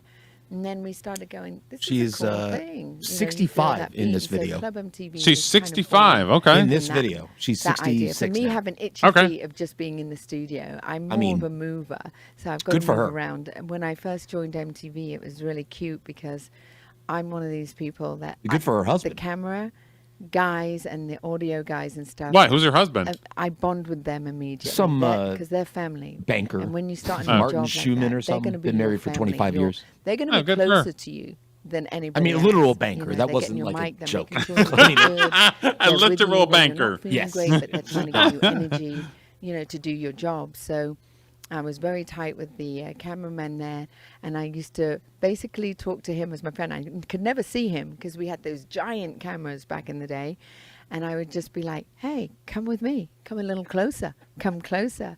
And so that's how we got that push and pull effect as well. So it was so much fun, and also popping into the camera like I did when I first met you, when you're trying to do your wonderful opening, you know, quite serious.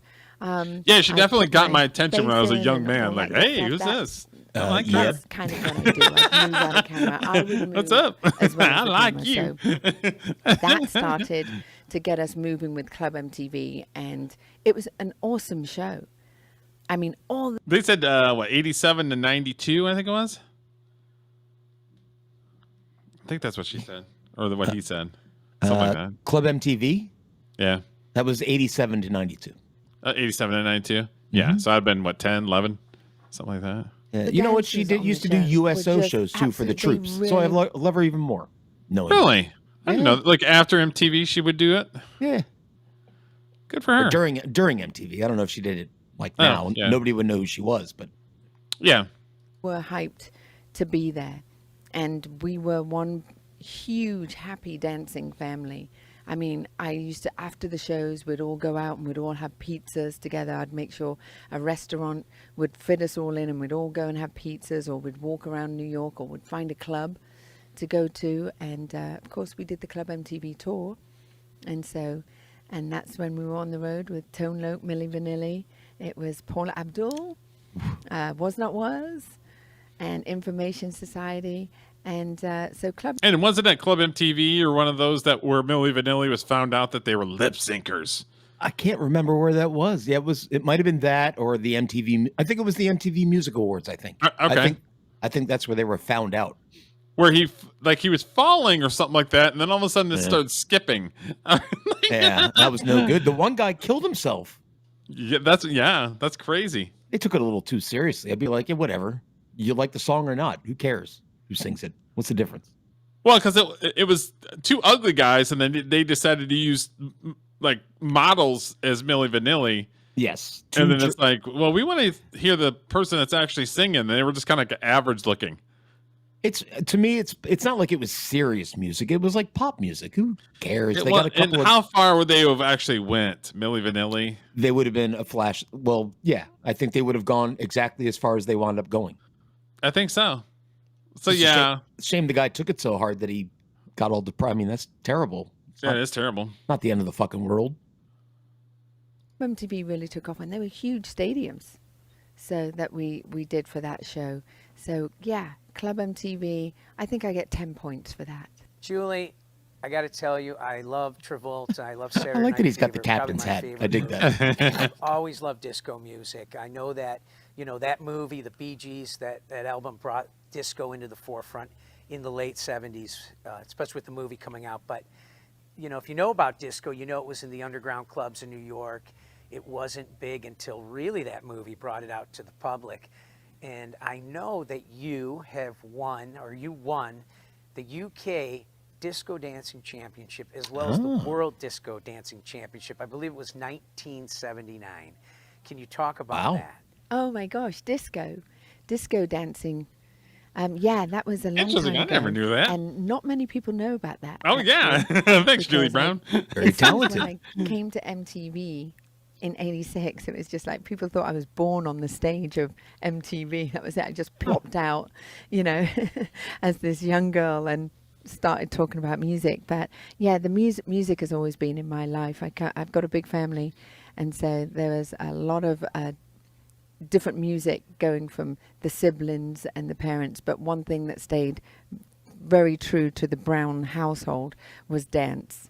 And my mum and dad, my dad was an awesome dancer, and my mum loved music, and she can play and sing. And she actually was a Scottish dancer. Mum. I do believe, yeah, she did Scottish Her dad was dancing, so Jamaican she and was her in a mother group. was British. Okay. I forgot about that. Oh, memories. So yeah, I come from a big family, and I basically used to sneak out a lot. And hit the nightclubs, because there was always a chance of winning a little bit of money or CD or a record. It was a record back then. It was a 12-inch record. And, I'll tell you what, this there was a cruise doesn't look competition very going, happening. And they said you could actually win Oh, there's the my boy. that guy. neon That guy's green got. He's bringing. vinyl He's for bringing the 40 energy. Literally me in the back. Yeah. And I was like, what a field bar of open yet? force. Do you remember that song? Whoop, whoop, woo. Can you feel the force? And I wanted that record. And so I was like, I'm going to enter this competition. And it was in a little local club in Wales. In Wales, a little local club in Wales. That's where I was living at the time. And I won it. And I thought, well, if I can win this, I can win lots of other things. And I did. I went out, I entered all the disco dancing competitions, because in England, even though America, disco became really big, and especially with the movie Night Fever and the John Travolta doing his lovely sexy moves, shaking those buns. But in England, disco was, basically the go-to for when we were young. It was all about disco and punk. But what a mix.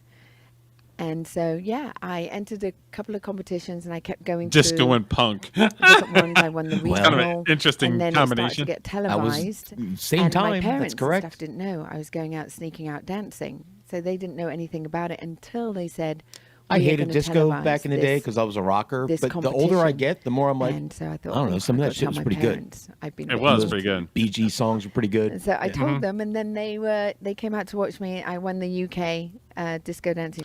Yeah, the Bee Gees. Diana Ross did some disco. Oh yeah.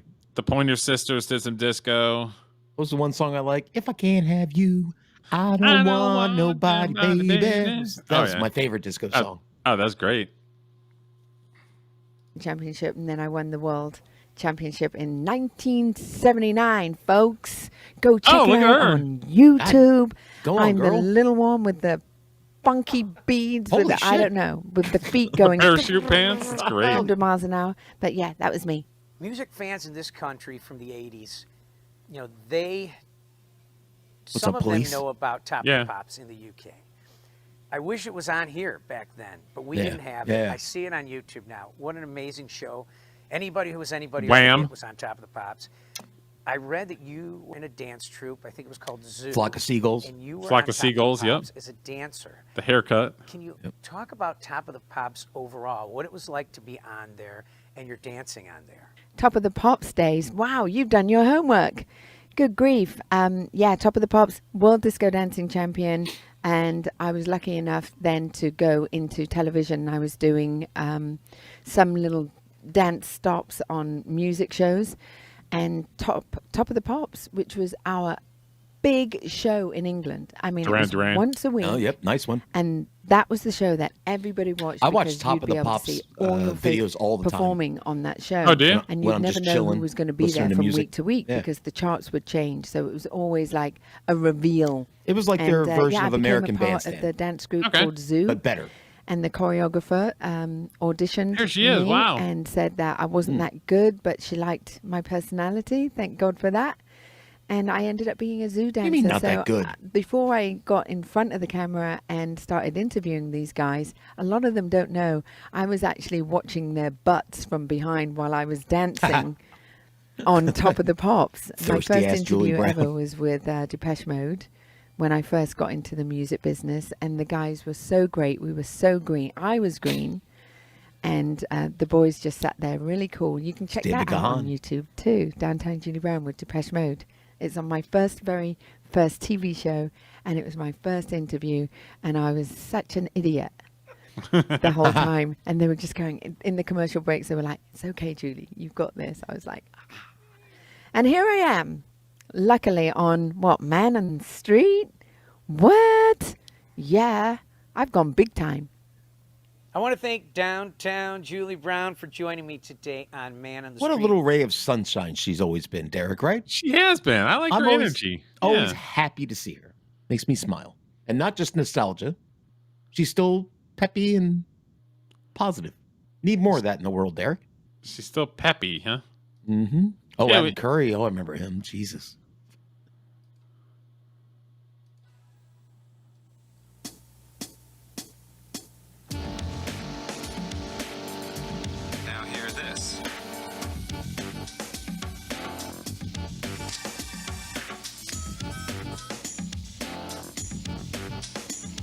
hear this. I never understood this because it's like, is this a music show or what is going on with this? Now hear this, your guide The hair. latest in new music videos and album releases, and here it is, Jealous. the day after Christmas, and as you sit quietly digesting Christmas dinner and wondering how long to leave the tree up, you're probably asking yourself, what does the new year hold in store? Well, plenty, as you'll find out tonight when we take a look at new albums scheduled for release in the new year, and I've got. And he was another one that took it relatively seriously. He took it seriously, and he is also kind of the father of podcasting. Really? Yep. Back in the mid 2000s, he started doing podcasting and built a little network when podcasting really wasn't a thing. Yeah. He was right at the beginning of it. And that's kind of, in my opinion, when I think of Adam Curry, I think of that first. That's like his legacy, building up podcasting. Because I think Adam Curry and then Kurt Loder took over basically after Adam Curry, right? Mm-hmm. Because I thought it was kind of not the same person, but it was sort of the same job. Yeah, pretty much. Yep. And Adam Curry was in 1988, so yeah, this is early MTV. Got a few belated holiday treats for you. 3 world premiere videos, one from Tracy Chapman, one from Pat Benatar, and one from Rick Astley. Now, you may remember that several months ago, we told you about the fire that's right. Stock Aitken and Waterman, where Rick was recording his second album. The album, which is called Hold Me in Your Arms, escaped the fire, though you won't be able to get the record until sometime next month. But, of course, you've got the video right now. It's called She Wants to Dance With Me, one of the 6 songs on the album that Rick wrote himself. And here it is, the world premiere of the video, Rick Astley and She Wants to Dance With Me. There you go. I just looked him up. Derek, he's a born-again Christian, too. How about that? The third nice. From he's one of your people. Wide Awake and Dreamland. I got people? More to come on this well, it took him long enough. He found God when he was 58, so I still have a year left. Okay.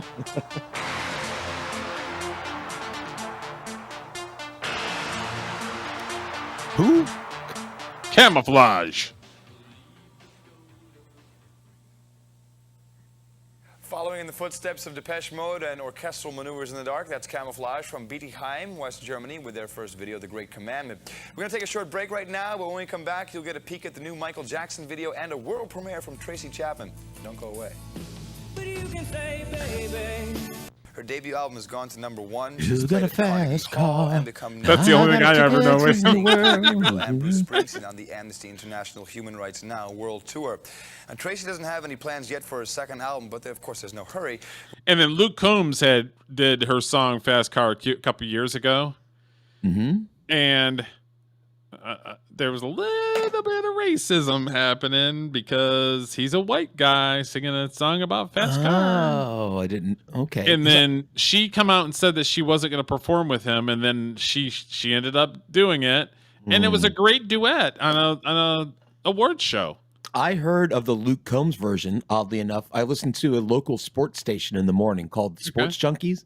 Okay. But they do other stuff too, like entertainment stuff. And one of the guys said, "Hey, you got to hear this cover," and played it. And I'm like, there's a song I haven't heard in a while. Yeah. Not sure it needed to be remade, but okay. It sounded fine. I thought he did a good job. Oh, yeah, he did a great job. Yeah. Yeah. Not much of a song, really. It's like 3 chords and, I mean, you know. Yeah. I mean, it's a storytelling song type thing. Yeah. Yeah. Yes. Yeah. She came around at the right time because there were lots of people like Tracy in those years. Tracy Chapman, Suzanne Vega. Remember her? My name is Luca. I live on the second like floor. lots of girl songwriter Joni Mitchell types around that time. Okay.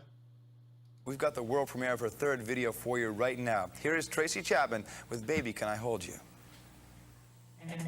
Now hear this with our third world premiere of the night. That's Tracy Chapman's Baby Can I Hold You.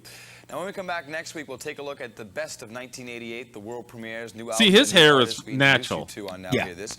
But just when you thought kind of like Farrah Fawcett. He's got like a lot of freaking gel, lot of freaking Moonwalker. It's Michael's statement about the media coverage of his life. Reports that he sleeps. I wonder if he would be like, I don't know if he's handsome or not. I can't really. He's not like Brad Pitt. Like I'm like, God damn, that guy's handsome. If he had short hair, do you think he would be odd looking? He's got short hair now, so. Together his reply to all of this. Good cheekbones. It's called Leave Like Me it's Alone, normal. and MTV will premiere it next Monday. Here's a little taste of that. I'll see you next week or next year. It was like very David Coverdale hair. Yep. That was Now Hear This, and now hear this. We got a little Pink Floyd. We got a little Art of Noise. But yeah, that was cool. MTV always had cool little, I think they're called, I don't know, Derek, you would know, interstitial, like graphics, the little, like 5 or 10 second graphics they'd have in between commercials and stuff. Yeah. Bumpers, video bumpers. Yeah. Oh, boy. You know, I had, as soon as I saw that this gentleman is on Totally Pauly, I had to completely grab this video. Sam Kinison, I love it. Yeah, what Christmas sale? There is no Christmas sale. Guess who the next video is, dude. You're going to really like this band. All right. Oh, my favorite guy. The New Kids on the Block. I have all the stuff. What's happening, buddies? We're here. We're at H. Lorenzo with Sam Kinison, Malika, and two babes for over 3 years, by the way, now. These are my girls. They're sisters. This is Malika. Hello. And this is Sabrina. This is Malika. And we've hosted on MTV before. If you have any memory, you remember, but these are my babies. We're never going to separate. And we want to wish Steve Vai happy birthday. Ready, girls? Happy birthday to you. Happy birthday to you. Happy birthday, dear Steve. And this video is Yankee Rose. Oh, that song kills. Happy birthday to you. Yankee Rose, David Lee Roth, and Steve Vai. What's happening, buddies? We're at Sunset Plaza in Hollywood, and guess who's stuck in their Jeep? Milli Vanilli. Freak. What's up? Hey, what's up, dude? What's happening, man? I'm stuck. Which one's Millie? Hey, my name is Rob. What's happening? Say hello to MTV, buddy. Hi, MTV. How's it going? Nice weather in LA, huh? Yeah. Check out that actually is. Yeah, it actually is Milli Vanilli. He's like, which one's Millie? He's like, no, my name's Rob. It's Rob and Fab. Young, great guy. How's he doing? Great guy, beautiful guy. Good record. Yeah. You guys can help me out, man. I'm stuck. Okay, cool. Check out this video. You know that song Poison? Great. Yeah, great song. The old guys from the band. Yeah. Great. The best album of the year. Poison. This is Sam Kinison. He's ODing on the jokes, man. We were just watching the amazing driving talents of Milli Vanilli, proving that they drive as well. Yeah, that's on Sunset Strip, kitty corner from the Comedy Store. Oh, all right. That's your old haunt. Yep. Yes. As they sing. That's La Crasa. What is it? It's got a yellow yawning. I can't remember what the name of it. I want to say La Casa Petite or something, but... Yeah. And you said it's shitty now, but back then that looks like someplace I would have loved to fucking hang. Oh bar, yeah, hop, listen to music, chill, sunshine. Oh well. Okay, Milli Vanilli, what's going on, dude? Here we are at Alon. Oh yeah, La Petite. There you go. Nice. This is Alon right here. What's happening, buddy? You gotta kiss on both sides of the cheek or they get edged, man, you know? That's right. So, Alan, tell me who your favorite customer is, man. It's you, my baby. That's right. I'm here all the time. Look at this right here. Look at his furnace chilling. Furnace. Totally Pauly tune here. This is unbelievable, man. There's so many, like, Valley Girls, agents, producers, stars, and we're all here on Sunset Plaza. Hello, how are you? What's up, buddy? Cool. But right now, we're going to go talk to one more dude who's very intense. Guy from a band, Poison, man. Major. Not the song Poison, but Poison the band. And this guy is CC DeVille, chilling with the Beast, Sam Kinison. Sorry to bum me out, dude. I know you're macking and stuff, but don't get edged. What's happening, buddy? What's going on? Well, I don't want to promote, but I got to promote. We have a great album coming out. See, I like CC DeVille. He just could never get clean. He was always constantly flipped up, like completely annihilated. Yep. They basically had to say, CC, you got to go. There's one amazing clip, and I think it's from the MTV Awards when Poison was playing, where they were going to start the song off, and he just played a different song. and Bret Michaels looked at him like, what the fuck are you doing? Yeah. And he's like, well, I'm playing Unskinny Bop. I don't know what you're playing, but this is what I'm playing, bitch. So you better jump on. But I like CC, but yeah, he can never stay clean. He's a rock. Look, dude, I miss the rock and roll stars should drink and smoke and chase girls. Yeah, but if you're playing the wrong song, Whatever. Who cares? Details. Yeah, did it ruin Poison's career? No. People are still listening to Poison. They're fine. So he That's fucked true. the song up. Big deal. I've seen Poison / Bret Michaels about 5 times. I actually saw them at a county fair where I lived. And That's where I've seen him. I've seen him because he plays in Detroit all the time. He'll do like a fair. He'll do like all kinds of stuff. Yeah, and he still sounds great too. If I had to rank like bottom rock bands, they'd be right at the bottom for me with Bon Jovi personally. But they were great at the county fair because it was a party. All the girls were dancing. Yeah, so it was fun to see them play live because it was high energy shit. Even though I didn't care for the songs, the vibe was cool. I mean, Open Up and Say Ah is one of the greatest 80s albums of all time as far as I'm concerned. Well, you don't like Pink Floyd. I don't like Poison. We'll just have to agree to disagree on those two counts. I mean, Open Up and Say Ah is a great freaking album. Called Flesh and Blood, and we have our first single coming out, and it's I called... saw the video. It's hot, man. It's called Unskinny Bop, and it showcases me, as usual. I'm sure they'll air your video. Sam Kennison here at Petite 4 on Sunset. See you guys tomorrow. Later. Totally Polly. Later, buddies. Cool. Ow! What's happening? Buddies, did you guys have a fun time with me, Pauly Shore? It was cool, you know, on Totally Polly, because that's where we're chilling in California. Okay, sorry, I got excited. Because it's the weekend, you know. I'm getting vertigo. But these next days and months and stuff, we're going to be checking out all of California. People, it's going to be so cool. You know, because you're chilling with me. Let me get a hug, okay? High five? Okay, cool. But right now it's Friday night, and I wanted, or not Friday night, it's like the afternoon-ish, 4:30-ish, you know. Sorry. But the party starts, you know when it starts? Like, right. It starts, you know, like right now. Because I'm the weasel. I'm in the freaking stony individual. Because I'm the weasel. Did check out the wood we created. Are you down to chow some serious grinded? Go start your chillin' major. Totally Polly. Don't hit the don't be dinging the cars. Okay, buddy, just chill, man. Don't get so edged. What's up with the rolls? Chillin', buddy. Major, duel. Cool, buddy. Ow! Dude, cool. Okay. Yeah, that dude's too serious to be doing with Totally Polly. Yeah. He's like, bro, watch the freaking thing. Well, he's probably like, yeah, watch the freaking thing. Yeah, don't fuck up these Rolls voices. Oh, $100,000 easy. Mm-hmm. The rolls, I can't get in here. It's kind of squished. Kind of like a squash squished inside. Kind of like a Twinkie. Okay, wait. I won't put my feet on the seat, I promise. Buddy, hey, what's happening, man? I'm chilling. Oh, that's a small Major. one. Yeah, that's a small one. Oh, yeah, cool. Okay. I'm not going to lie. Encino Man is pretty funny. Son-in-Law is pretty funny. I always thought Pauly Shore was funny. We used to watch him all the time back when he was on. Like, I didn't like Biodome, and I think there was another one that was dumb. But yeah, the early Pauly Shore movies are good. I had a buddy named Jeff back in, this was slightly after high school, when he was doing this, and we would watch this all the time. And my buddy, he was like him. My buddy, he had the Vans shoes, like the skateboarding, surfing shoes. He wore the whole, like, shorts and shit like that. So he was, my buddy was sort of like a East Coast Pauly. Okay. I'm sitting here at Select Motors on Sunset Boulevard. I'm going to purchase an automobile, but my insurance is kind of tattered. Yeah, the guy's kind of harshing my gig, you know. But I'll wheeze, dude. You'll see it. Hi, how are you?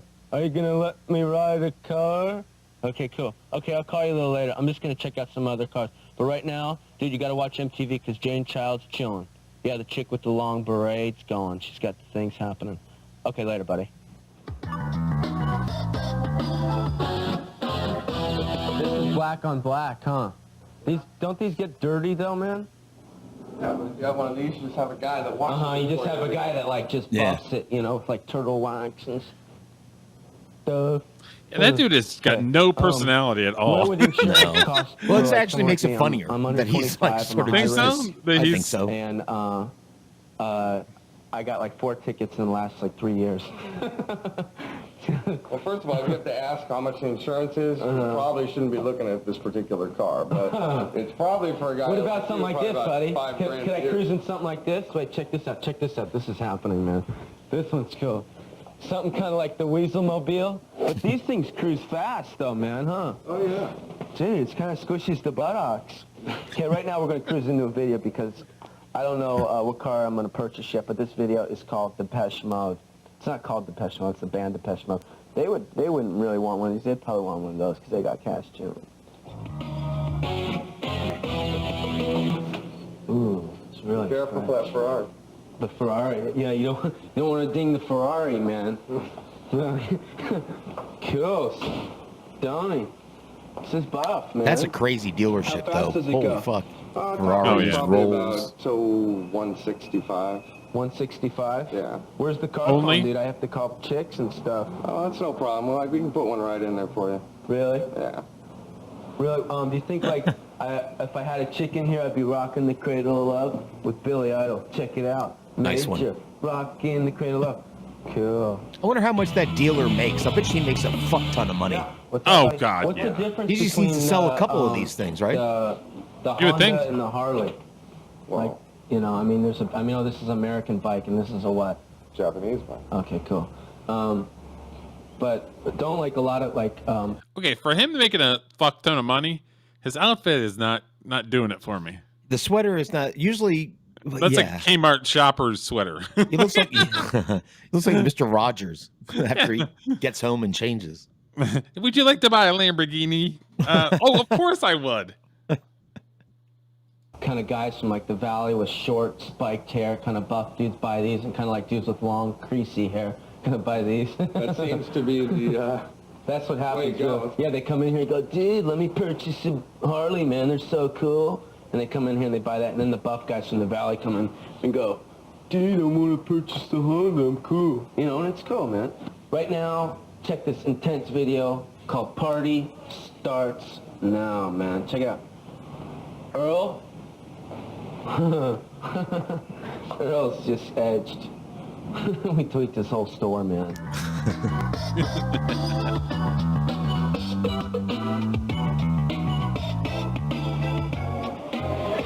Born to be wild. What's up, Zach? What's up, buddy? Cool. Zach's monster, dude. See, we're all Harley, man. Tell him what the P word is in the Harley. Huh? Cool. So anyways, we're here chilling at Harley Davidson, because if you come to Hollywood, bro, you gotta hook up, man. Here's my bike. Excuse me, you're on my bike. Wow, who are you? My name is Polly, and I'm the Weasel. Cool. Beautiful. Really? Yeah, it is. I'd love to go for a ride. With me right now, you want to go for a ride? Dude, should I let her? Or shine her, man? You would, huh, bro? Dude, I'm kind with of you, a man. We're a butterface. team. Me and you are a team. Well, check out I could live with that. Oh, you could probably, if you see her now, oh yeah, it'd probably be scary. Probably be scary. Maybe. What do you think? 3 kids, large and in charge? I don't even want to think. I don't know. She's. What's up, I Jim? love her just the way she is. What's up, Jim?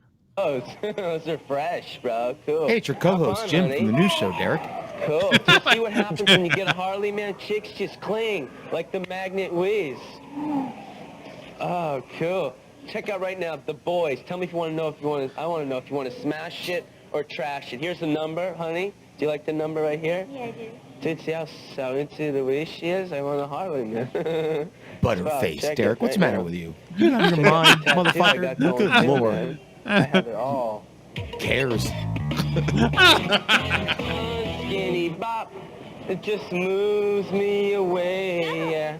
Honey, just chill. I'm trying to find my key, man. I can't find it. Is this the buff bike or what, man? Cruise to Hollywood, dude, you get knocks and you get Harleys, bro. It's totally fresh, man. We're a team, man. You and me, we hang out, man. We're together. Right, honey? Yeah, let's go. See how excited she is? I haven't got the key in the ignition yet, bro. Freak. So what's up? Wait, I want to ask you something seriously. Come here, you dudes. Do you like me because I have a Harley, or do you like me just because I'm me? Because of your Harley, of course. That's what I thought. Okay, cool. That makes her even hotter, you know, Derek. Okay, cool. I can't really find my keys though. Honey. Okay, I can't really find my... Here, wait, right here. Come here, you guys, come here. Yeah, I don't know how people do it because because keys. I need my keys so then she can get excited and then we can my be together bottom and forever. midsection Check out area Lumen would be on freaking MTV. tore up. Yeah. You guys, do you Ride know one of the those keys are to this motorcycles. bike over I rode here? a Harley about Hey, buddy, 3 see, blocks. check My out buddy my let me ride it, and it was. leg show, man. I don't I know was what like, to nope, do. I'm freaking. not for me. Can be very comfortable. Bud, yo, No, come it over was here, horrific. Dude, I'm freaking. It's not really my thing either. I'm not a. On, man. I got the I don't get on roller coasters. None of that. I like 4 wheels, a hood. 4 wheels and a hood? I'm not a chance taker, so to speak. Oh, okay. Got the boots going. I got chaps, man. I got everything. Have you guys witnessed that buff blondie chilling with the cones? Weird take. They're not chaps, they're shaps. All right, you have to explain that further. What? Yeah, everybody calls them chaps. That's They're what I shaps. thought they were. Yeah. Still spelled with a C? Yeah. On the Harley, bro. I don't even know whose bike that is, man, but I'm the wheeze. Been wheezing hard, man. Now I don't know what to do. I don't have any keys. I have nothing, man. I'm losing it. Oh, there you are. Oh, hi, honey. I want to go. What are you doing? I'm just looking for my contacts. She's a terrible actress. Let's go. Doesn't matter. No, Derek, what's the matter with you? Like, I don't know, her face, and she can't act. I'm like, are you out of your fucking mind? Look at her waist, though. This tiny little waist. Correct.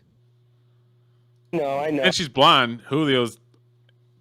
Yeah, there you go. Mm-hmm. Mm-hmm. Yeah, buddy, there you go.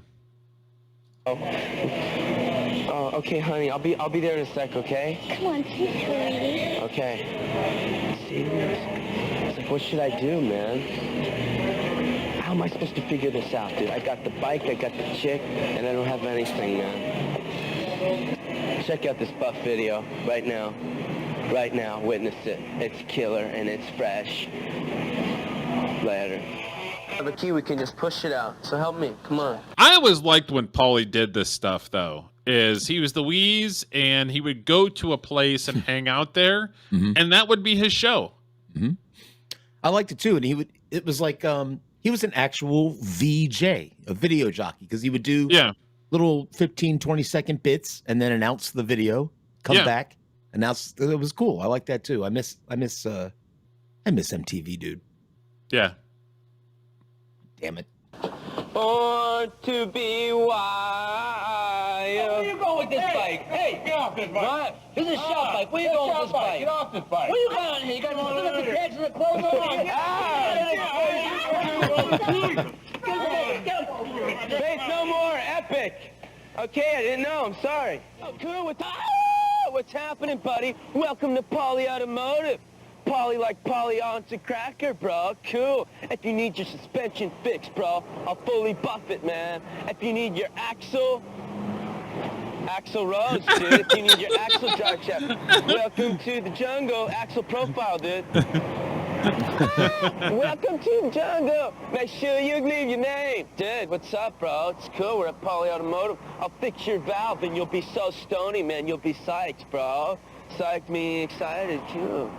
Dude, today is buff, man, because it's rap day. Ziggy, ziggy, ziggy, ziggy. Yo, 1, 2, 1, 2 on the mic. We got rap going, what you like. 1, 2, 1, 2, Paulie P. And check out right now on your MTV, on Totally Paulie, Snap the Power, bud. Snap the power, man. It's cool. Axel, dude. Welcome to the jungle. Real quick, watch down here, bro. It's getting kind of heavy. It's getting. Yeah. Dude, I just got paid. I got my first customer here at Paulie Automotive. What's up, bud? How you doing, bro? Cool. Hey, I ain't your bro, man. Want me to get my coffee?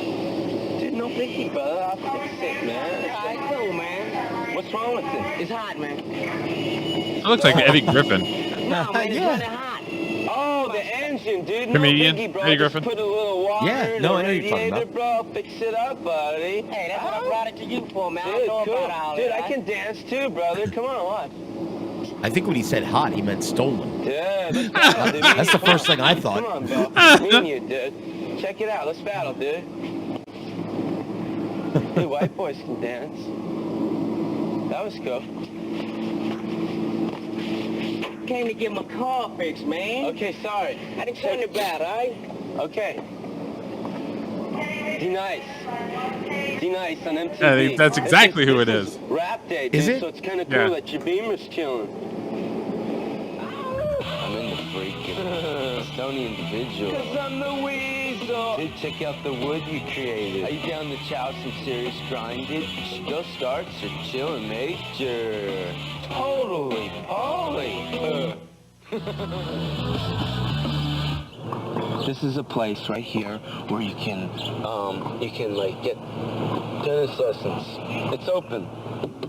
Hello? Is anyone here? Hey, come here. Hey, what's up, dudes? You guys, hey, Cruz over here. I want to get some. You guys work here? Yeah. First of all, What's I'm not starting any trouble, man.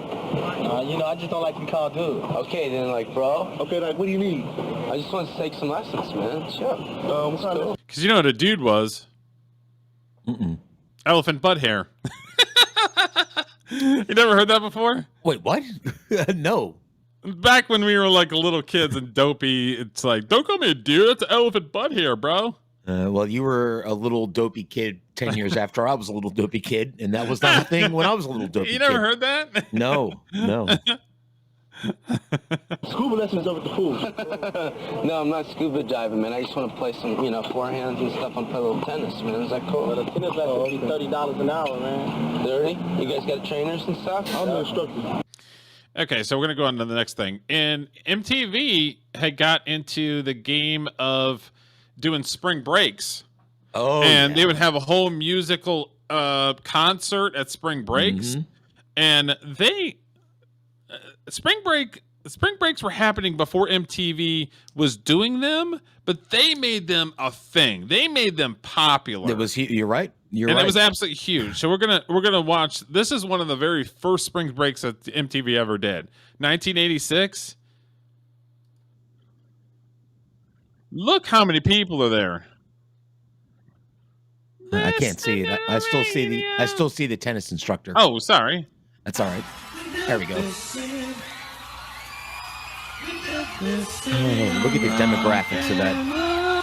Amazing.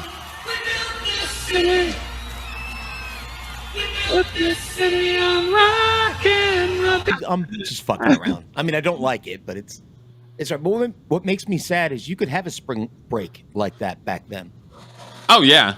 All the shops in town would be like, "Oh, we got to be open 24/7. Spring break's coming. We're gonna make it." Oh, they hated it and probably absolutely loved it at the same time. Well, they hate it more now because now when you hear spring break, Virginia Beach and all that shit, all the shops are like, "We're boarding up and closing the entire week," which is a shame. You can't just jam and have a good time. No, you got to have hooligans. If only I can put a finger on why that is. I'm not quite sure. I'll have to think about that a little bit. It's another thing. Okay, so this is a familiar face, and this lady currently resides on Fox News, as far as I think. I know. And Ricky Ricardo be like, Lucy, This what happened? is Kennedy. So while I say you're mad fly, but you're mad I made more videos. Honestly, I never cared for Kennedy that much, and I still don't.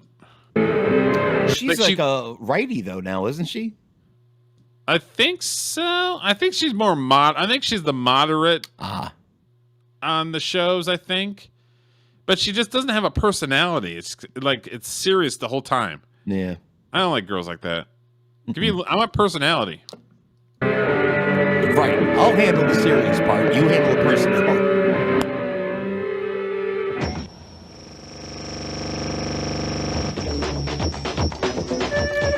This is about when I started falling off of MTV. Hey, welcome to a Friday, December 10th edition of Alternative Nation. It's Kennedy. How are you? Welcome to my hovel. Tonight, Friday, marks the 20th anniversary of the opening of one of the greatest rock clubs in the Western world, the legendary CBGB. So happy 20th birthday, kids, over there. And they're doing a bunch of stuff. They're having a bunch of shows, and big rock stars are coming down and playing a little club. And it's a very nice place. She was just nerdy and just took things way too seriously. It's like, give me some personality. Do you know who she reminds me of? Do you remember the girl on Beavis and Butthead, Daria? Oh, yeah. She kind of is like that vibe. You ever see this the cartoon where the ball goes in the air and she just kind of sticks her hand out? So Daria in person. Yes. Indeed. The smells are very interesting, like biscuits. And she didn't have any kind of style to her. She had the liberal frickin' square glasses. Yep. Remember, like, compare her. We went forward in time during this show. Compare her. Yeah, Dave. Compare her with Julie Brown with the bubbly personality and the pretty face. Martha Quinn, cute as a fucking button. Yeah. People you wanted to see visually on your TV. Yeah. And then you get this chick. Well, because she showed up, what, the mid-90s? Mid to late 90s? Yeah, I think it was kind of during the grunge time. Yeah, she was absolutely alternative, REM, grunge, all that kind of shit. Yeah. Where back in the 80s with Ricky Rackman and all that, there, like you watched a hair metal video, there was always hot chicks in it. And there was pushback on that, like, well, you're objectifying women, and so here you go. Which I always hated that argument because the girls are cashing the paychecks, so. They're getting paid, sure. Yes, they are. And they said yes. Yes, they are. I never understood that. If the girls are willing to stand in the background and look hot and get paid for it, let them do it. Well, that's what OnlyFans is nowadays. I mean, that's pretty much what. Every girl seems like that's got some sort of name is linked to OnlyFans in some way. It's actually the pinnacle of feminism. Is they're just doing what they want to do. Don't tell me what I can and can't do. As far as I'm concerned, it's like being kind of a hooker, an online hooker. I agree, but they shouldn't care what I think. Do you know what I mean? Who gives a fuck what I think? Butt cheese, as the kids like to say. Coming up this hour, we've got videos from the butt cheese. I never said that. Afghan Wigs, the Lemonheads, and the Juliana Hatfield 3. So stick around for all that. But right now, let's go to Lemonheads and I know those bands, but I barely know those bands. You don't have a baboon's heart. Here's Soul Silence Black Gold.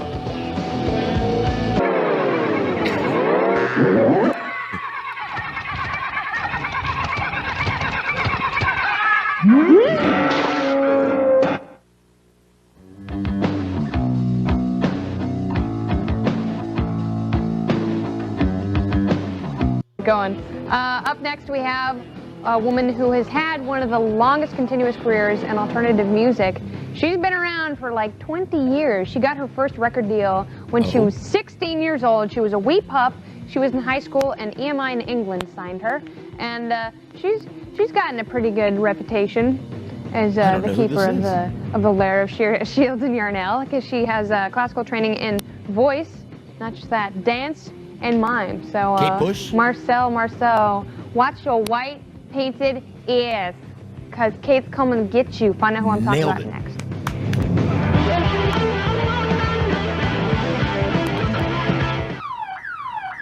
Stop. So yeah, I've had enough of Kennedy. Yeah, it's enough already. And her shitty music. Okay, so this was my crush, MTV wise. Not gonna complain about this. That was Keith. There. Wow. Holding our number 7 spot in time, Rage Against the Machine for the biggest move up the countdown. Well, you know the ladies may love Cool James, but unfortunately for the ladies, LL Cool J claims. Yeah, and she was definitely late 90s, early 2000s. Yeah. Here's a hot take, Derek. I think Julie Brown was hotter than her. What do you think of that? Really? Yep. I do. That is a hot take. I love me some Julie Brown, but Daisy Fuentes, really?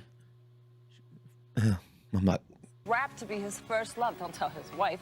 He's been going strong for 12 weeks on the countdown, and he holds our number 6 position today with Landon. Hey, don't go anywhere because the show's not over yet. We've got the top 5 videos on the countdown still on the way. It'd be so silly for you to stay all the way and leave now.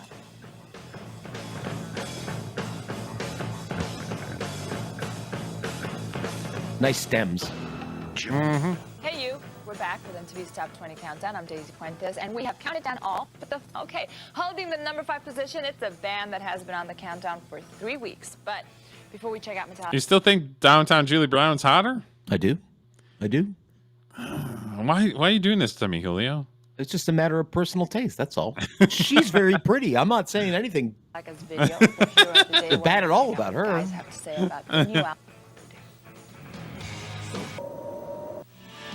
That was Soundgarden not moving an inch from the number 4 position with Burden in My Hand. And you know, you probably shouldn't move an inch either because we've still got the top 3 videos up today. See, look at the difference between like the Pauly show we just watched and this. She's just doing like a straight countdown. I am your host, Yeah, Fuentes, and it got boring. It was more fun when they did skits and stuff. Yeah, Like it Pauly. was. Nas held last week's number 1 spot, but he slid 2 spots this week to number 3, leaving the number 1 spot wide open, which makes things much more interesting on the countdown. I think Right that's now, just though, an let's check entertainment out thing, the right? video that has spent 8 weeks on the chart. It seems like they stopped putting a lot of effort into it. That's true. I mean, plus, I mean, Pauly is a enigma because, okay, now I know Pauly and I know his family because we did a deep dive on his family. That's right. So he has the genes and he's from an entertainment family. I don't think that Daisy Fuentes was. I think she was on there because she was hot. Yes, I completely agree with you. Let's just get a hot chick and she'll count down the songs. Whereas before, they had Al TV on MTV. Remember that? Yeah. Weird Al. They had the redhead Julie Brown had a show, Just Say Julie. They had the Pauly Shore. And it was a show with a little cute little 20-minute story with bits. Yeah. But in between were the songs. Yeah. Which was fun. This is just get In some studio, hot broad we're just gonna a hot looking chick. Yeah. Right. Which I liked her. Yeah. But yeah, it seems like before they had people that were very talented.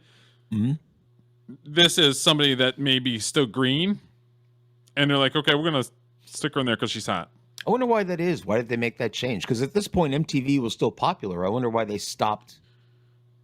Because during this time, they're doing Love Line and some of the other ones that they were doing. Love Line was great. I did. Road Rules. True. They were doing some reality shows, but they were also doing Love Line. They were doing. They still had video shows. So yeah. We'll watch a little bit more because it's just intros and outros. That was a double shot of Lauryn Hill lending a hand to Nas at the number 3 spot, and then her own band, the Fugees, move up a spot to number 2 on the countdown with Ready or Not. And, well, you got to keep it right here because we've got the number 1 video right after the break. But first, why don't you... Well, you could tell she's green because, okay, so have you ever seen somebody make a speech and you see them, like, moving around the back because they're nervous? Yeah, she's got that sort of that nervous movement thing going. I noticed that with Matt Pinder earlier, actually, when he was interviewing Jerry Cantrell. His leg was banging against the box that he was sitting on. It's like a nervous, which is fine. I would be nervous too, I suppose, but. Yeah, you could tell she's relatively green because she's back there skiing and moving around and everything else, you know? Yeah, but I think getting back to why they changed, I think this is the beginning of them separating music from bullshit, reality TV. I think so, Whereas yeah. before it was all together. It was like, let's do a spring break, 2-hour segment, and then we're going to play some videos, and then we'll go back to spring break, and we'll interview some of the kids. It was like a whole vibe. Now it's just... early MTV, they were making a conscious effort to educate you about the music. Now it's just, here's the music with a hot girl. Right. So it's like they definitely changed after they stopped doing so many music videos, started doing Road Rules and all this other stuff, where it was kind of like whoever was in charge didn't care about the nuts and bolts of music. It was sort of just like, we'll just kind of go through the motions. Yeah, it's more style than substance. Yes. Before it was all substance. I wouldn't say it was all substance, but it was 90% substance. There was effort put into it. Yeah. And it seemed like somebody was either looking at ratings or they didn't want to pay VJs, so they're like, okay, we're just going to get a hot girl to do it. Probably. Well, I mean, when Loveline came out, that was huge. I loved Loveline. I used to listen to it all the time. It was fucking hilarious because Adam Carolla was funny as shit. But yeah, he was. But I think you're right. I think Loveline might have been the beginning of the end, Derek, now that you mention it. And Dr. Drew is based as hell. Dr. Drew is great. Oh my and it God. probably cost them nothing. They just paid those two guys to go talk for an hour. And people watched that and they're like, well, why are we putting money in this other stuff?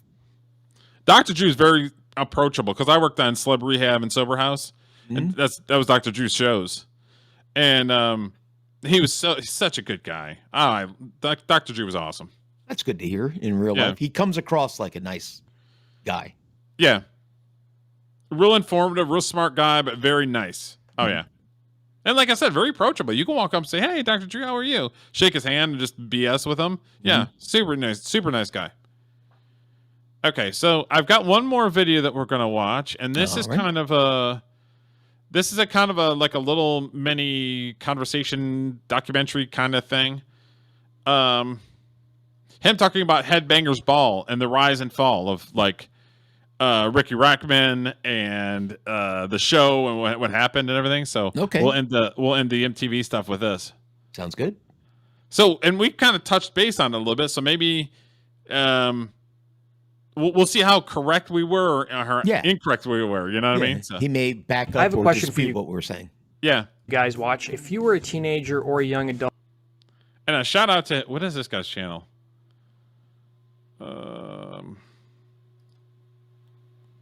Shout out to Rock and Roll True Stories. So go sub to him. Yeah. You didn't even sub in to the him. You late should sub to him 80s right or now, early Derek. to mid 90s. What did you do on Saturday night? I'm guessing some of you were at home watching MTV. I was. A staple of the network's Saturday night programming was Headbangers Ball, and it would go on to become one of MTV's most memorable and beloved shows during its initial 8-year run. It also helped introduce mainstream audiences to heavier and harder rocking bands you wouldn't see elsewhere on MTV or even hear on radio. Debuting in 1987, Headbangers Ball's origins dated 2 years prior to 1985. It was a strange time for MTV as the network at the time was trying to get away from anything that resembled metal. I'm using the word metal because that's how the press was reporting it at the time, and that's how the book I Want My MTV also characterized it. But it's pretty much an all-encompassing or catch-all term including hard rock and glam metal, at least for the sake of this story. It was by 1984 that 1/3 of all of MTV's videos were considered metal or hard rock. Writer Deborah Frost would write at the time, suddenly rock's most extreme fantasy genre looked bigger, brighter, more fantastic than ever before, adding, and MTV is in the fantasy business. But then in 1985, something changed. The CEO of MTV Networks, Bob Pittman, announced that the channel would be scaling back on metal videos, revealing at the time, we want to play music that's in the cutting edge, adding that metal was simply a fad, and would go on to say, and I quote, a quick, crass, easy buck for record companies. I want to point out that the reporting during this... Do you think it was true? I don't know. I will say... In the 80s? I think that was the metal's heydays in the 80s, right? You would think so, but some of these producers, executives don't know anything. There was a record company named Decca. Have you ever heard of Decca? Mm-mm. I'm going to tell you why you haven't heard of Decca. Because the Beatles auditioned for them. Okay. And the executive behind signing bands at Decca said, we're going to pass. Guitar music is on the way out. The guy never out. Guitar music. You can't recover from turning down the Beatles.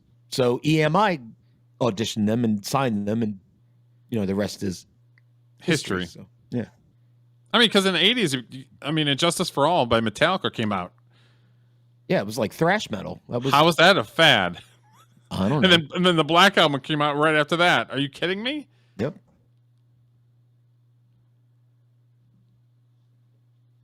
Yeah, some of these executives, they only look at numbers and they don't look at like the brass tacks of things. It's only about the numbers. Well, they have shareholders. I wouldn't call Metallica a fad. No. No. I wouldn't call AC/DC a fad. Metallica is probably the biggest rock band of the past 20 years, wouldn't you say? Yeah. I can't think of a band bigger than them. Yeah, that's kind of a crazy take for me. Time is very strange, as some news reports claim that metal was cutting edge, while the bosses at MTV claimed that it wasn't. Pittman, for his part, was wrong, and the I don't like data you, proved Pittman. otherwise. In Nah. 1985, according to Billboard magazine, nearly 20% of the top-grossing touring acts were considered metal, and record sales were consistent, as were radio requests. One thing that was also evident was that bands who didn't get a lot of exposure on MTV, like Iron Maiden, were still hugely successful. One thing that was also happening around this time in 1985 Probably was right, the Dave. PMRC Yep. debate, Yeah, where probably. the parents Dance Music Resource Center, which ultimately went after hard rock Chipper and Gore. metal acts, Oh, claiming I that this remember type that. of music was having a negative She was kinda impact on cute. America's youth. Soon enough, everyone's favorite hard rock bands and metal acts were under the microscope, as were radio stations and programs on television that played Which I never understood why Dee Snider and Twisted Sister was under the radio scope, because it was like, I want to rock, I want to rock. There were far more offensive bands out than Yes. So We're not ridiculous. gonna take it. No, we ain't gonna take it. How is there's no cussing in those? I don't know. How are they offensive? I never understood that. Well, because Dee Snider can't keep his mouth shut, so maybe he inserted himself. It's like a self-insert. Maybe. for music. Billboard would interview MTV Senior Vice President of Programming Les Garland in 1985, who claimed that the network curbed the amount of metal videos they were playing, starting 3 years prior in 1982, going on to say that the PMRC had no impact on the network's decision. Because we had talked about this at the beginning of the stream, as majority of the early MTV was rock and roll. It was all rock and roll and pop. Yeah. There was no hip hop. There was no fucking R&B. There was none of that shit. It was all white people music, basically, to be blunt about it. And I think they went toward black music because they wanted the soft drinks and the shoe endorsements and like all that stuff. They were pushed into it. Yeah. By people complaining. Which I think it's fast money to do shit like that. What I'm talking about is there's no sustainability with that stuff. Having Sprite as your sponsor, yeah, that'll do you for about a year or two, maybe. Yeah. And then it's over. I mean, because how many units of Sprite are people drinking during that time? Yeah. Probably didn't move any numbers. I mean, the same people that like Sprite were drinking Sprite. You know what I mean? Yep. Also, once again, the data was contradictory. In my opinion, I think MTV was more concerned about the PMRC and keeping advertisers happy, as well as trying to be everything to everyone. Garland would claim that it was audience reaction that led to the network scaling back hair metal videos, and it was by the middle of the decade MTV was playing about 3 to 4 metal videos an hour, something that he claimed audiences didn't like. However, the same article pointed out that MTV's program Most Requested Videos consisted of those very acts the network was trying to scale back on, like Molly Crew, Ozzy, and Kiss. But also happening behind the scenes at MTV was this constant battle between the so-called old guard led by Bob Pittman, who was more concerned with pleasing advertisers, and the new guard who wanted to give music fans more of what they wanted. MTV's general manager Lee Masters would recall in the book I Want My MTV, metal was always divisive at the network. Young men watched MTV the most, so if we played more hair metal, we get higher ratings. But that ran counter to the cool, cutting-edge image we were presenting. The on-air promotion people were creating fabulous promos, talking about how hip and edgy we were, and then we play White Lion. Twisted Sister's Dee Snider and his people soon got wind of MTV's change in direction and pressured the network to keep playing metal videos, and so they agreed to come up with a compromise. They would come up with a show that was devoted to metal bands, provided that Snider hosted it, which he did. It was called Heavy Metal Mania, and it was originally a weekly show that aired on Thursdays starting in October of '85. It featured news, interviews, and music videos, and by May of '86, the show had now moved to a monthly format. It would run for about a year, but it would end when Snider, who was working for free, asked to be paid. MTV, who were notoriously cheap, told him that his form of payment was free publicity for himself and his band. Here's a little snippet of Dee hosting the show with Ozzy. I'm Dee Snider, taking a break from Twisted Sister to bring you the best heavy metal video in the known world today. And what do we have here? My God, what a surprise! Ozzy Osbourne. Oh man, my co-anchor man for the show today. Ozzy, let's get going. By the summer of '86, as the network celebrated its 5th anniversary, MTV's relevance was being questioned. The LA Times would write an article. Hot take is I always thought that Dee Snider was a LARPer. That's not a hot take, dude. You beat me to the punch on that statement. I'm with you 100%. Like he's screaming metal and they're singing I'm not gonna take it, and I want to rock. Yeah, it's not exactly Black Sabbath. No. No, I agree 100%, Derek. Those are great songs that I'd like to sing along to, but it's just like his whole presentation with the big hair and it's like his makeup and all that. It was like, all right. Like your songs are kind of like pop rock. Again, style over substance. about the network's dire situation, I read. Ratings were slipping, morale was low. More important, MTV's reputation as a proving ground for exciting new pop artists had sagged as the video network concentrated on playing a top 40 style format of proven hitmakers and bland pop artists. To reclaim its relevance, the network in 1986 launched the program 120 Minutes that shed a light on alternative acts like Dinosaur Jr., Morrissey, The Jesus, and Mary Chain. Rather than bring in a host that was part of the actual alternative or underground scene, they reused the same DJs who were already on the network. Martha Quinn, Downtown Julie Brown, and so forth. The show, however, helped MTV's credibility, and now MTV was thinking that they should do the same formula for heavy metal. Also helping was that Bob Pittman soon left the network, and MTV soon received a shakeup. They were playing on average 100 to 110 videos in constant rotation, so the new people who came in wanted to tighten their playlist, and they soon doubled down on metal and hard rock, bands like Whitesnake, Great White, and Motley Crue. The move also helped bring MTV back into relevance, with the LA Times writing in 1987, heavy metal, which had largely disappeared from MTV several years ago, is back in force. New music, which had been relegated. Yeah, I'll never understand that stuff where I'm sure there were women that were watching MTV, but it was majority guys. Yeah, probably. Why all of a sudden you want to change programming when your ratings are good when the guys are watching it? Because guys are, they're not like women where they've got like 25 different shows that they love. No. But guys are loyal if they see something that they like. Yeah, it's like if guys go to restaurants, they'll order the same damn thing every time. Because Yeah. they're like, I know I like it, so I'm just going to order that. I do the same thing. I don't know Me about you, too. but yeah. Same thing. You know what I mean? Why would they think that they would have to change? And it's like, I understand with the advertisers, but it's one of those things where it's like, you're finding success with a certain type of music, then you can always have little shows that you can add in there that's got something about pop or something about R&B. But to sit there and say, well, we're going to change we're going to do a complete overhaul. And it's like, why would you do that when your core audience loves it and you're making a shit ton of money? Well, the question I there never would be, understood that. it's like a chicken or the egg question is, did MTV it moved culture at the time? Yeah. It Oh, was huge. absolutely did. Yeah. So did they bring forth the demise of hair metal, or did that come from the top and the money, or did it come from the kids at the bottom? Like, I don't know. I wouldn't have known about Poison and Whitesnake and all them unless it was MTV. I wouldn't have known about them. Yeah. Yeah. Because where else would you have heard it?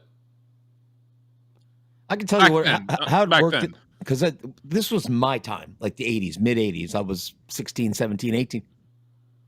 The music, I didn't like hair metal, whatever. It didn't matter. The girls loved it because it looked like fun. Right, Derek? Yeah. You watch Poison perform, you're like, oh, I want to be at that show. It looks like fun. Those girls go, those guys have great hair. I'd love to hang out with those guys.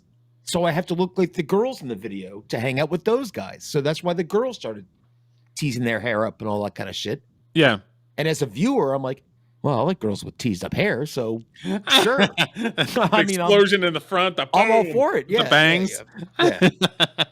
Being in a rock band is all about you're a gang, and you want the guys to want to be part of your gang, and you want the girls to want to sleep with your gang. Simple as that. Whether you're the Beatles, Metallica, it doesn't matter. And this is a hot take, so it's a hot take. Women don't really have stuff that they like. They just do what their guys like. So if the guys are into MTV, the girls are going to be into MTV. Back in my day, that was true. Why would you change it if you get the girls watching because the guys are watching? Why would you cater to women that are only watching it because the guys are watching it? Well, the theory is women, and this is also true when people get older, is they control the checkbook generally. So if you're trying to sell to somebody in a couple, you would sell to the wife, not the husband, because the wife's the one driving where the money's going. Well, You know what I and mean? most of the older couples I deal with every day with my job. Well, can you call my wife? Yeah, can you call my wife? I did. Yeah, can I call my wife? Same thing. Yep. It's like, dude, did you hand your balls to your wife? Oh, sorry. No, you just no. I'm like, it was like, you handle the money. You're going to spend all of it anyway. You deal with that, and I'll go work. It's the way it works. But when you're a teenager, which is what I think MTV was trying to cater to. It's different. It's about fun. Teenagers want to have fun. Teenagers, early 20s. Yeah. Poison, Bon Jovi. Do I like the music? No. Was it fun to go to the shows? Yeah. Because that's where the chicks were. That's where the chicks were. And it was a good time. Yes. Yep. When did having a good time go out of style there? Is popping up. I don't know.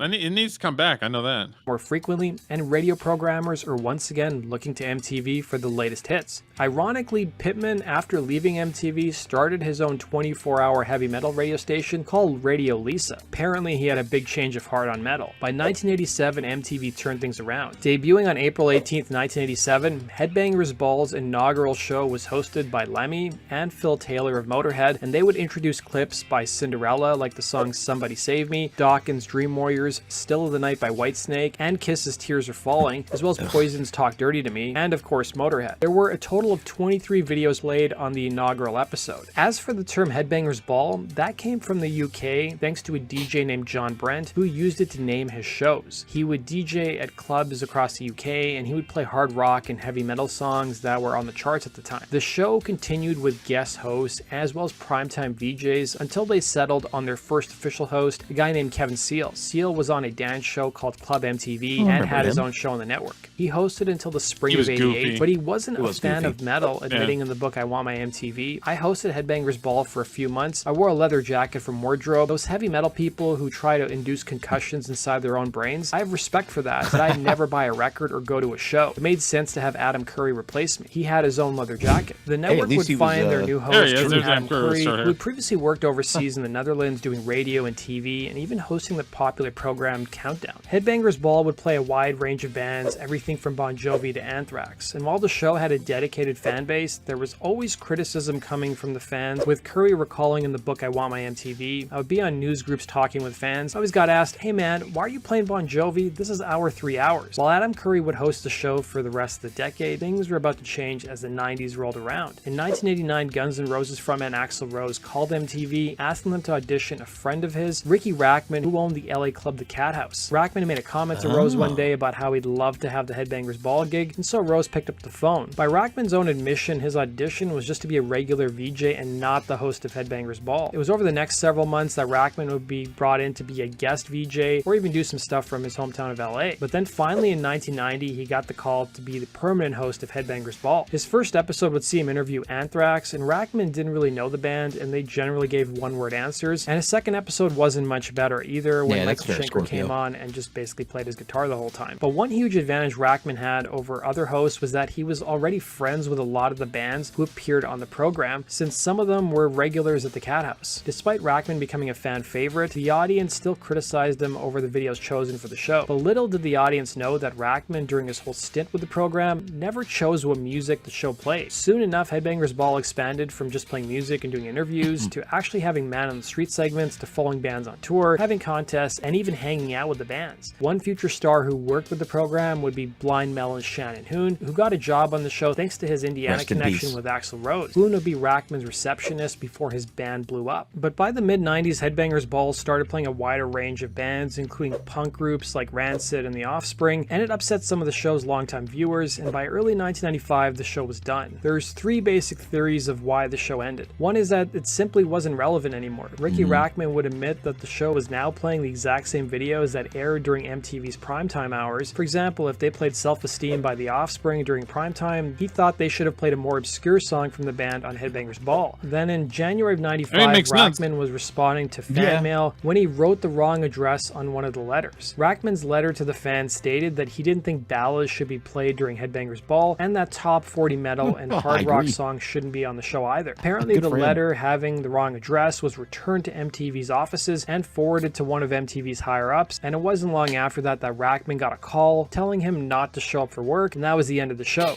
Sadly, there was no farewell episode, but instead just a few best-of compilations. Rackman shared another theory for why the show may have been canceled. Well, but I agree with him, though. What happened. When you hear the acoustic version of Plush, that was done on our show. It was the last time things went smooth. That was a great song. Hell yeah. Smoothly with these Stone Temple Pilots. One time the Butthole Surfers were on the Headbangers Ball, and we were introducing Stone Temple Pilots video, and Gibby says, "Wow, Stone Temple Pilots. Who does that band remind you of?"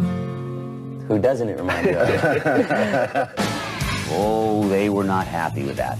And Weiland just caused a huge stink. I guess Stone Temple Pilots were really sensitive to a lot of criticism at that time. Weiland wouldn't do our show, wouldn't do a whole bunch of it. Dude, STP had a couple albums that were freaking amazing. STP is my favorite 90s band. I think they're the best. Better than Nirvana, Alice in Chains, Soundgarden, all of them. And then STP did 1 or 2 songs for The Crow, the first Crow movie. Mm-hmm. Freaking amazing. Yep. Absolutely amazing. I did like what Ricky Rackman wrote in the letter that he wasn't supposed to send, saying we shouldn't play ballads on Headbangers Ball. I agree with that. Like, I mean, it's a rock and roll show. You should be like, freaking rocking out. Headbangers Ball, man. Now we're going to play Every Rose Has Its Thorn. Why would you do that? We rock out more than fucking Headbangers Ball rocked out. Yeah. Other stuff. We were supposed to do a 4th of July shoot with them in LA, and that got squashed. The big stuff that he was supposed to do for MTV, he canceled because of what I said. My producer called me, and Nancy's like, look, everybody's pissed off at you. You know, you've got to apologize to Weiland for saying that. So I ended up calling a dean from Stone Temple Pilots and talking to him about it, and they put me in touch with Weiland. He called and apologized, and I'm sure that was, really awkward for him. And I basically kissed his ass. And they came back.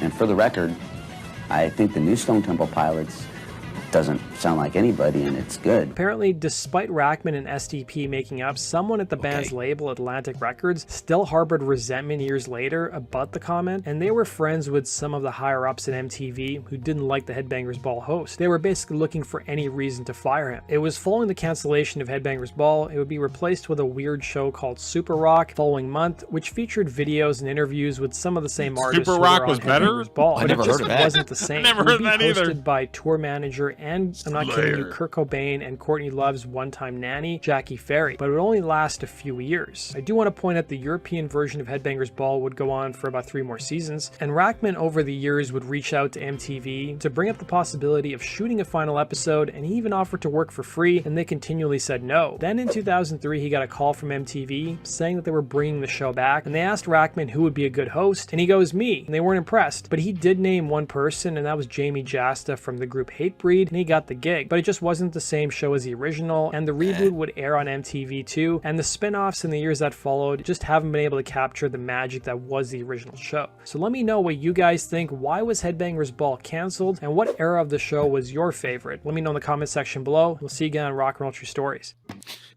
That's the thing with when you paint yourself into a corner, and then it's like people are always going to not like it, where, well, we're going to only play these 20 songs at the 8 o'clock hour, the 9 o'clock hour, the 10 o'clock hour. Wait a minute, we're on the Headbangers Ball in the 10 o'clock hour. It doesn't matter. Just play them. And it's just like that. Those are decisions from the top. So whoever was running MTV back then, it was genius what they did as far as creating MTV. And it was something that was a cultural icon in the 80s and early 90s. Yep. Like, it set the tone for a lot of stuff, a lot of music, a lot of everything. But it's just like some of these people on the top, it's all about the money, and they don't actually like the process of music or any of that stuff. You know what I mean? Yep. And then late 90s, early aughts, it was Napster, and it went from when you watched MTV, you would hope you would hear your song, your favorite song, just like when you used to listen to the radio, and you'd wait around to see if they played it. Then the 2000s came, and you could play whatever you wanted, whenever you wanted, for free. Napster. Yeah. So it's like MTV wouldn't make sense now, playing music, to be honest with you. I know. Like, why am I going to sit in front of a TV waiting to watch a video that I can watch immediately on my computer? Yeah, but if they leaned into like the indie rock and the indie bands that nobody's heard of and gave them a shine, that'd be a different story. Where That's it's like true. Not so accessible. But That's true. If you want Poison from 1987, YouTube, click. Right. So it's outlived its usefulness, really. Yeah. So yeah, this whole thing stems from MTV announcing that they're pretty much done with all music related content, and in my opinion, MTV is pretty much done. What are they going to show on the channel Time. now? Oh, well, you said they might just go away completely. Are they just going to show like Real Housewives of whatever? Hip Hop Wives of whatever, some dumb shit. Yeah. Which those type of shows can't be, especially 2025. They can't be getting that many ratings. Well, I no imagine way. they'd have to target people who don't work, because nobody watches TV during the day except people who don't. Well, generally, unless you work night shift or whatever. Which is why if you watch TV during the day, it's still female oriented, because there are still women who don't work while their husbands work and they take care of the kids. So you get The View, you get all that business. Ugh. I know, but I'm just saying. Yeah. But yeah, this was pretty fun watching old clips from the MTV, and the first 15 minutes that we played at the very beginning, where I remember as a little kid watching it for the first time and being glued to the television for a good 6 months. Me too. And yes, they kept playing the same music videos over and over and over again, but that was sort of what the fun was, where it's like it's like, oh, I love this video. I'm waiting for it to come back on. Yep. And then an hour or so, it'd come back on. You know what I mean? It was the same with radio when I was a kid. You're like, oh, dude, that song ruled. I want to hear it again. And you'd listen to the station hoping you'd hear it again. Yeah. So nowadays, you're like, can you not play that anymore, please? There's a lot more things to choose from. So YouTube probably hates our guts right now because of all the music and whatever. So I'm gonna keep the stream up for the day, and then tomorrow when I wake up, I'll probably delete it. But you can find it on Rumble, you can find it on BitChute, you can find it on Kick, you can find it on Twitch. So I can share those things either on my Facebook for Frames and Rhythm, or I can or X. I'll share those on X because I'm thinking that YouTube probably the first 20 minutes of the show. Oh no! Yeah, you're done. No, to be lopped off. Oh yeah. So, but this was super fun. As we love our nostalgia bait stuff. So we do. We love it. We're old, so of course we like things. Oh yeah, that are from our day. Oh yeah, and we've said it before like a million times. A lot of this stuff was brand new. Nobody had ever seen this before. So it hit differently because it was like technology wasn't like it is now in 2025. Back then, when something new hit, it's like, what is going on right now? Like, what am I watching? And MTV was one of those things where when you watched it, it was just like, this is the coolest thing I've ever seen. Yeah, the funny thing is, if we're like, oh, it's a shame they don't play music anymore, and it's too bad they're doing reality TV, and it's a shame they're going. You know what? If MTV came out with a press release tomorrow that said we're just going to play music 24/7, I still wouldn't fucking watch it. So, good riddance, I guess. It was of its time. Yeah, I think so. Yeah, but I think they bailed on music long ago before it was above its time. Yep. You know what I mean? Mm-hmm. Like they bailed on it in the late 90s, early 2000s. They started bailing on music. Yeah, well, they were ahead of I don't know. Who knows? Yeah, it was a drag. But yeah, it was a drag. But yeah, this was a fun stream. So, so that's it. That's the whole kit and caboodle, the whole ball of wax. Hey, subscribe. We'll be back soon. 8 o'clock Tuesday? Sunday. No, 8 o'clock on Tuesday. 8 o'clock on Tuesday. 8 o'clock on Tuesday. And we'll do new stuff, and then we got to figure out what we're going to do for next Sunday. We'll figure it out. Yeah, we'll figure that out. But thank you, everybody, for watching. Thanks, Jim. Thanks, Dave, for being in the chat.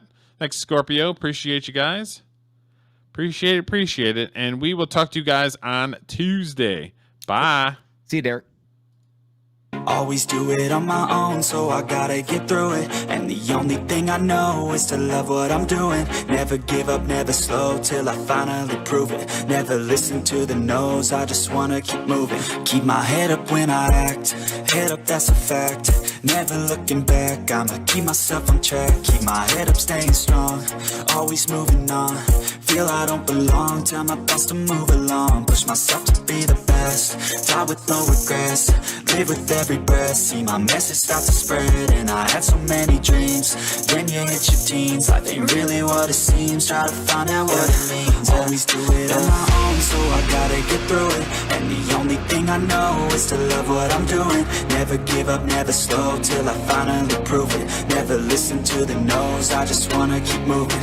Yeah, I put out all this art, it's my only medicine. Yeah, everything I do, I'm just being genuine. Yeah, I'm sick of being screwed, feel my own adrenaline. Yeah, I do just what I do, and I hope you let me in, yeah.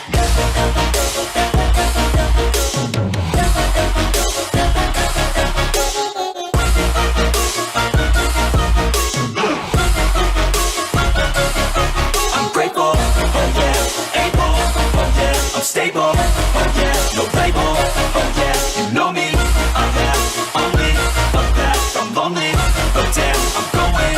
I don't want no fake love, I want the real stuff. Everybody listen up, cause I'll only say it once. I'm gonna show you all the path, if you want it bad. I'm gonna show you where it's at, yeah, how you can get it back. Yeah, cause I ain't never done, I'll be number one. Working hella hard until I get just what I want, yeah. Rises like the sun, yeah, fatal like a gun.